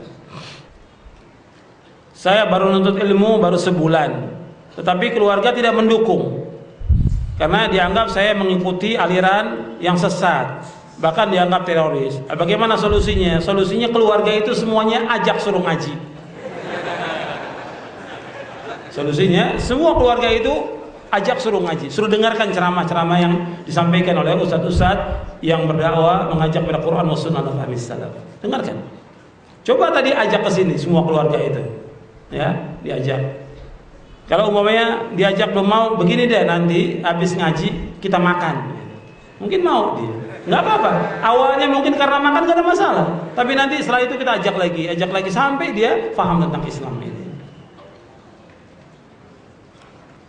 Bagaimana kita berbuat baik pada orang tua yang tinggalnya jauh dari kita? Ya kita usahakan, kalau memang tinggalnya jauh, ya kita tinggal bikin waktu. Apakah sebulan atau 2 bulan sekali kita jenguk orang tua kita yang tinggalnya jauh. Kita cari waktu untuk libur untuk orang tua. Karena setiap pekan ya untuk istri. Tapi ada waktu yang memang untuk orang tua, kita atur waktu itu. Kemudian yang kedua yang nggak boleh lepas, yaitu kita nafkah. Meskipun kita jauh, nafkah terus. Nggak boleh berhenti. Dari gaji kita harus kita sisihkan buat orang tua kita. Apalagi orang tua kita nggak mampu atau miskin, harus disisihkan untuk orang tua kita. Untuk makannya dia, untuk berobatnya dia, untuk yang lain itu harus kita berikan. Kemudian yang ketiga, kita juga harus bertanya tentang keadaan dia. Meskipun kita nggak jenguk, tapi tanya keadaan gimana keadaan orang tua. Senang dia tanya. Kalau dia perlu bicara, bicara dengan kita. Jadi itu diantara yang harus kita perhatikan. Bagaimana orang yang semangat mencari nafkah, bekerja, sehingga dia lupa untuk mencari ilmu syar'i. Ya ini harus diingatkan, sebab mencari ilmu syar'i hukumnya fardu ain. Sedangkan dia menuntut ilmu yang lain fardu kifayah. Mencari nafkah ya fardu ain. Cuma kan bisa diatur. Waktunya bisa diatur. Ya seperti saya contohkan Syekh Albani. Cari nafkahnya hanya berapa jam aja. Tapi tetap kewajiban dia kepada keluarganya dia penuhi. Jadi jangan orang ini belajar ilmu-ilmu yang sifatnya kifayah. Dia habis waktunya bertahun-tahun untuk ilmu syar'i, dia nggak nuntut. Atau dia sibuk dengan kerja, dia kemudian tidak menuntut ilmu syar'i. Ini termasuk yang melalaikan. Allah sudah ingatkan. Ya ayyuhalladzina amanu la tulhikum amwalukum wala auladukum an dzikrillah wa may yaf'al dzalika fa ulaika humul khasirun. Wahai orang beriman, janganlah harta kamu, janganlah anak kamu melalaikan kamu dari mengingat Allah. Barang siapa yang melakukan demikian, dia termasuk orang yang merugi. Termasuk mengingat Allah, nuntut ilmu.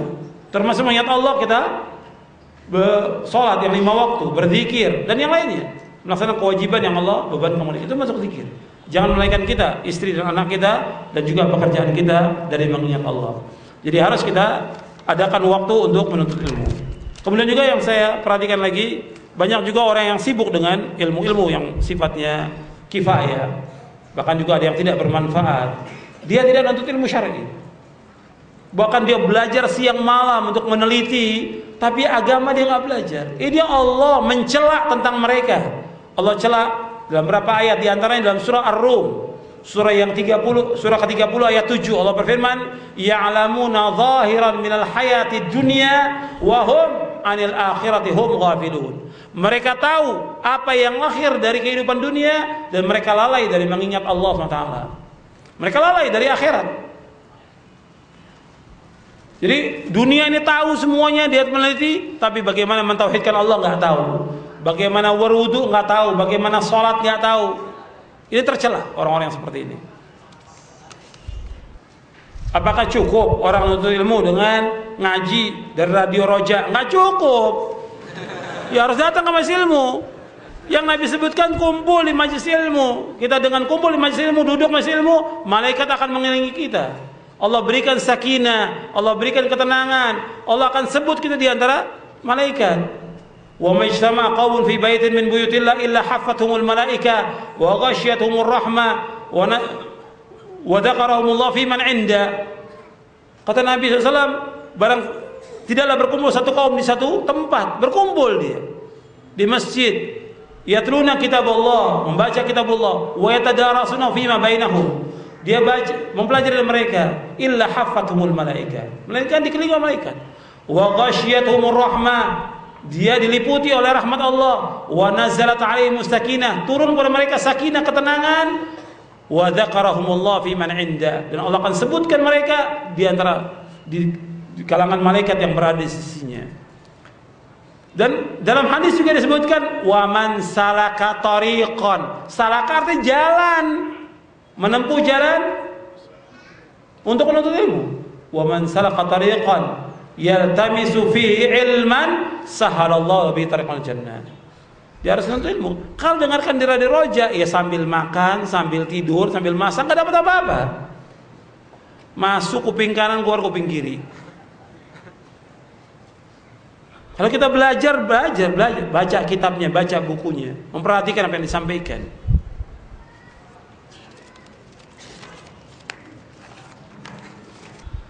Yang paling penting mengamalkan ilmu atau mendakwakan, ya amal yang paling penting. Kita amalkan dulu, sebab Allah akan bertanya tentang ilmu kita diamalkan atau tidak.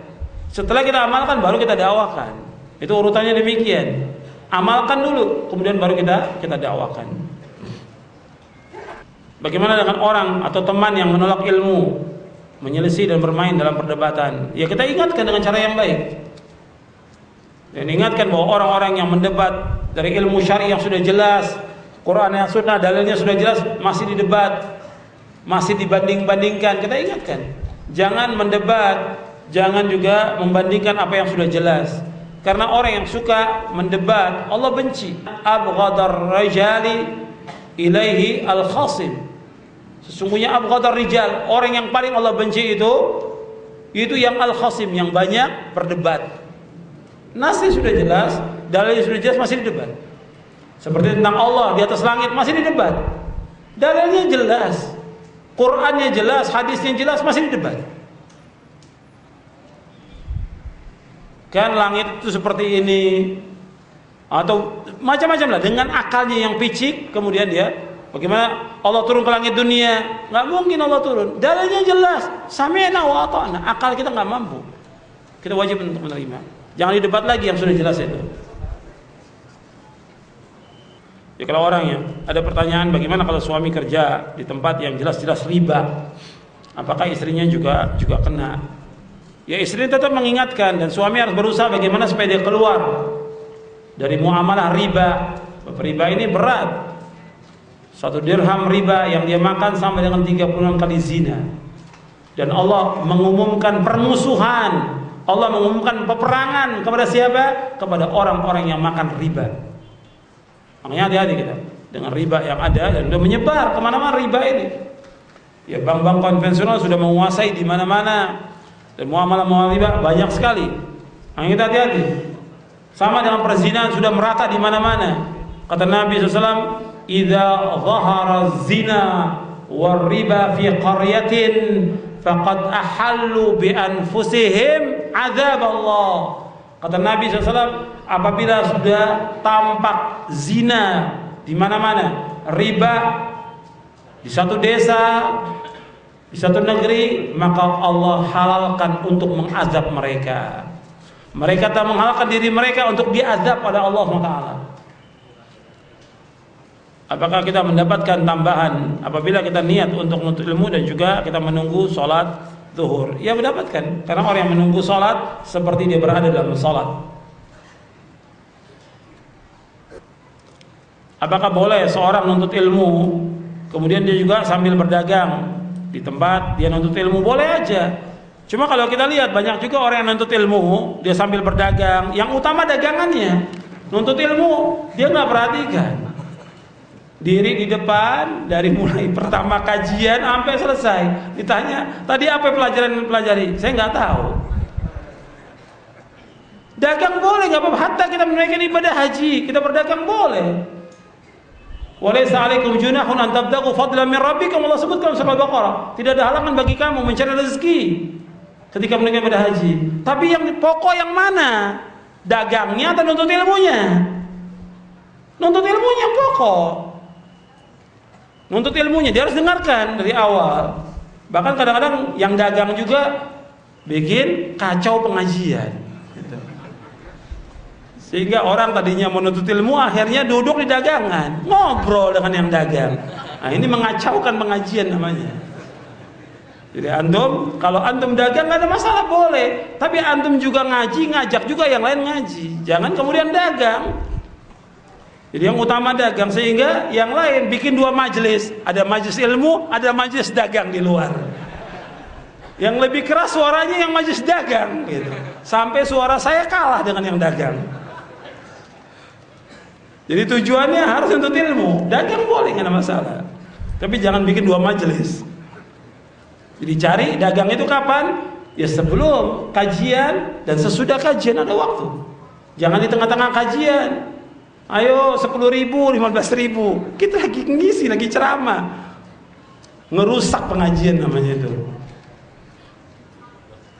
Jadi coba dipikirkan bagi yang dagang itu, perhatikan. Perhatikan, jangan sampai kita mengganggu acara talabul ilmi ini. Kita alhamdulillah nggak diganggu sama ahlul bidah, tapi diganggu sama murid sendiri kadang-kadang.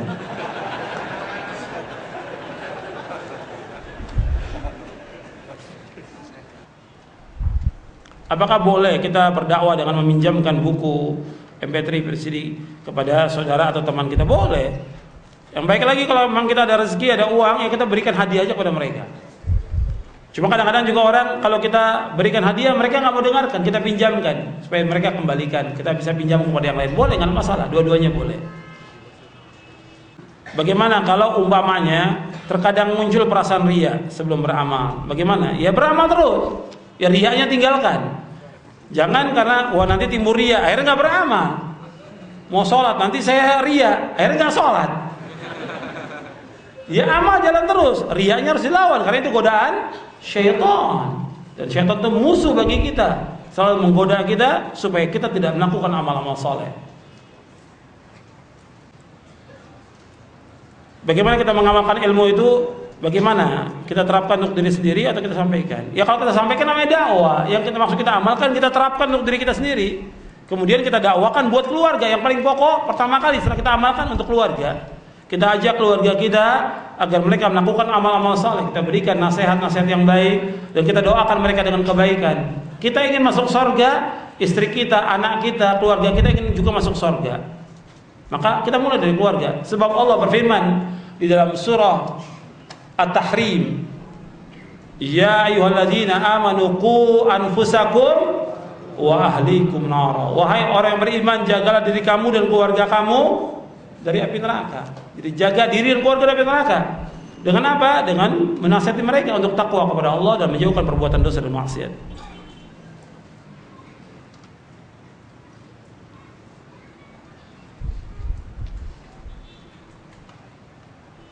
Bagaimana kalau orang tua, saudara-saudara, dia mengaku Islam tapi tidak mau nuntut ilmu, tidak mau mendengar dakwah? Bagaimana? Ya terus antum berusaha mengajak. Dan perlu kesabaran dan jangan lupa doa di saat-saat kita doa yang dimakbulkan di tengah malam atau di sore di hari Jumat atau ketika kita sedang safar, itu waktu yang makbul. Doakan supaya dia mendapatkan hidayah dan dia mau mengaji. Karena bukan hanya sekedar kita menyampaikan saja, doa juga penting. Dalam kita berdakwah juga demikian. Kita bisa dakwah kita terima, ya di samping itu kita berdoa. Bukan hanya kita mampu mengeluarkan dalil, tapi doa kepada Allah agar Allah memberikan kemudahan untuk bisa diterima dakwah ini oleh kaum muslimin dan muslimat. Ya, saya pikir cukup sampai di sini kajian kita. Mudah-mudahan yang sedikit bermanfaat. Dan sebelum akhir, saya ingatkan sebelum akhir, ya konfidin masih belum akhir, sebentar, belum saya tutup. Jangan bergerak dulu. Ada beberapa nasihat untuk penuntut ilmu. Yang pertama, antum catat. Sebelum akhir, saya akan tutup, tapi saya berikan nasihat sedikit untuk antum. Yang pertama, antum wajib untuk terus nuntut ilmu. Jangan berhenti nuntut ilmunya. Jangan futur. Terus nuntut ilmu. Bagaimanapun keadaan kondisi kita, maisha kita, nuntut ilmu jangan berhenti. Terus nuntut ilmu. Itu yang pertama. Kita wajib untuk senantiasa nuntut ilmu. Yang kedua, kita jangan bosan dalam menuntut ilmu, jangan disibukkan dengan dunia, dan ingat lagi jangan sok alim. Jangan bosan dalam kita menuntut ilmu, jangan kita disibukkan dengan dunia dalam kita menuntut ilmu, dan juga jangan kita sok alim. Terus kita belajar dan menuntut ilmu ini. Kemudian yang ketiga, sungguh-sungguh dalam kita menuntut ilmu dan sabar. Sungguh-sungguh dalam ilmu dan sabar. Kita sungguh-sungguh dalam menuntut ilmu dan sabar.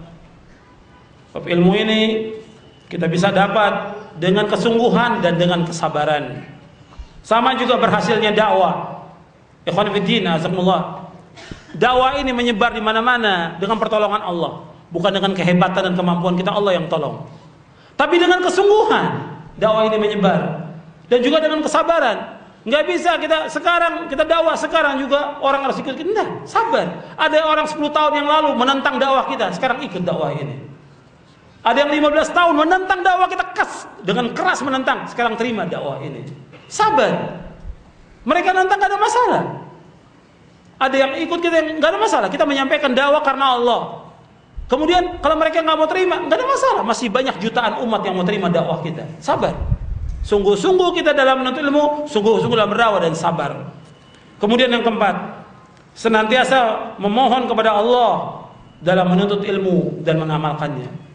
Terus kita memohon kepada Allah agar Allah memberikan ilmu yang bermanfaat dan diberikan kekuatan kita untuk mengamalkannya dan diberikan sabar.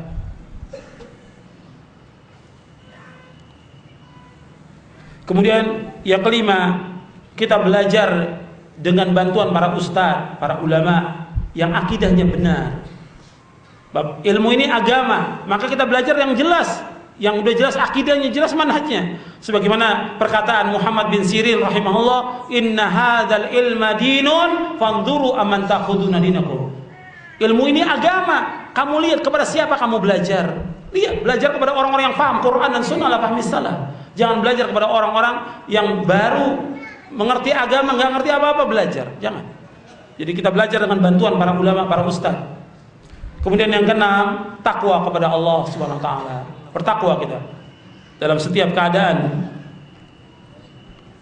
Ini enam nasihat yang saya sampaikan kepada antum, dan Nabi ingatkan kepada kita, ikhwan fillah, azakumullah, dalam hadisnya yang singkat dan padat. Kata Nabi, ittaqillah aitsuma kunta wa atbi'is sayyi'atal hasanata tamhuha wa khaliqin nasa bi khuluqin hasan. Nabi bersabda, bertakwalah kamu kepada Allah di mana saja kamu berada. Di mana saja kita berada, takwa kepada Allah. Dan iringi perbuatan yang jelek dengan perbuatan yang baik. Niscaya perbuatan baik akan menghapus perbuatan-perbuatan yang jelek. Dan bergaullah kamu dengan manusia dengan akhlak yang mulia. Kita bergaul dengan manusia dengan akhlak yang mulia.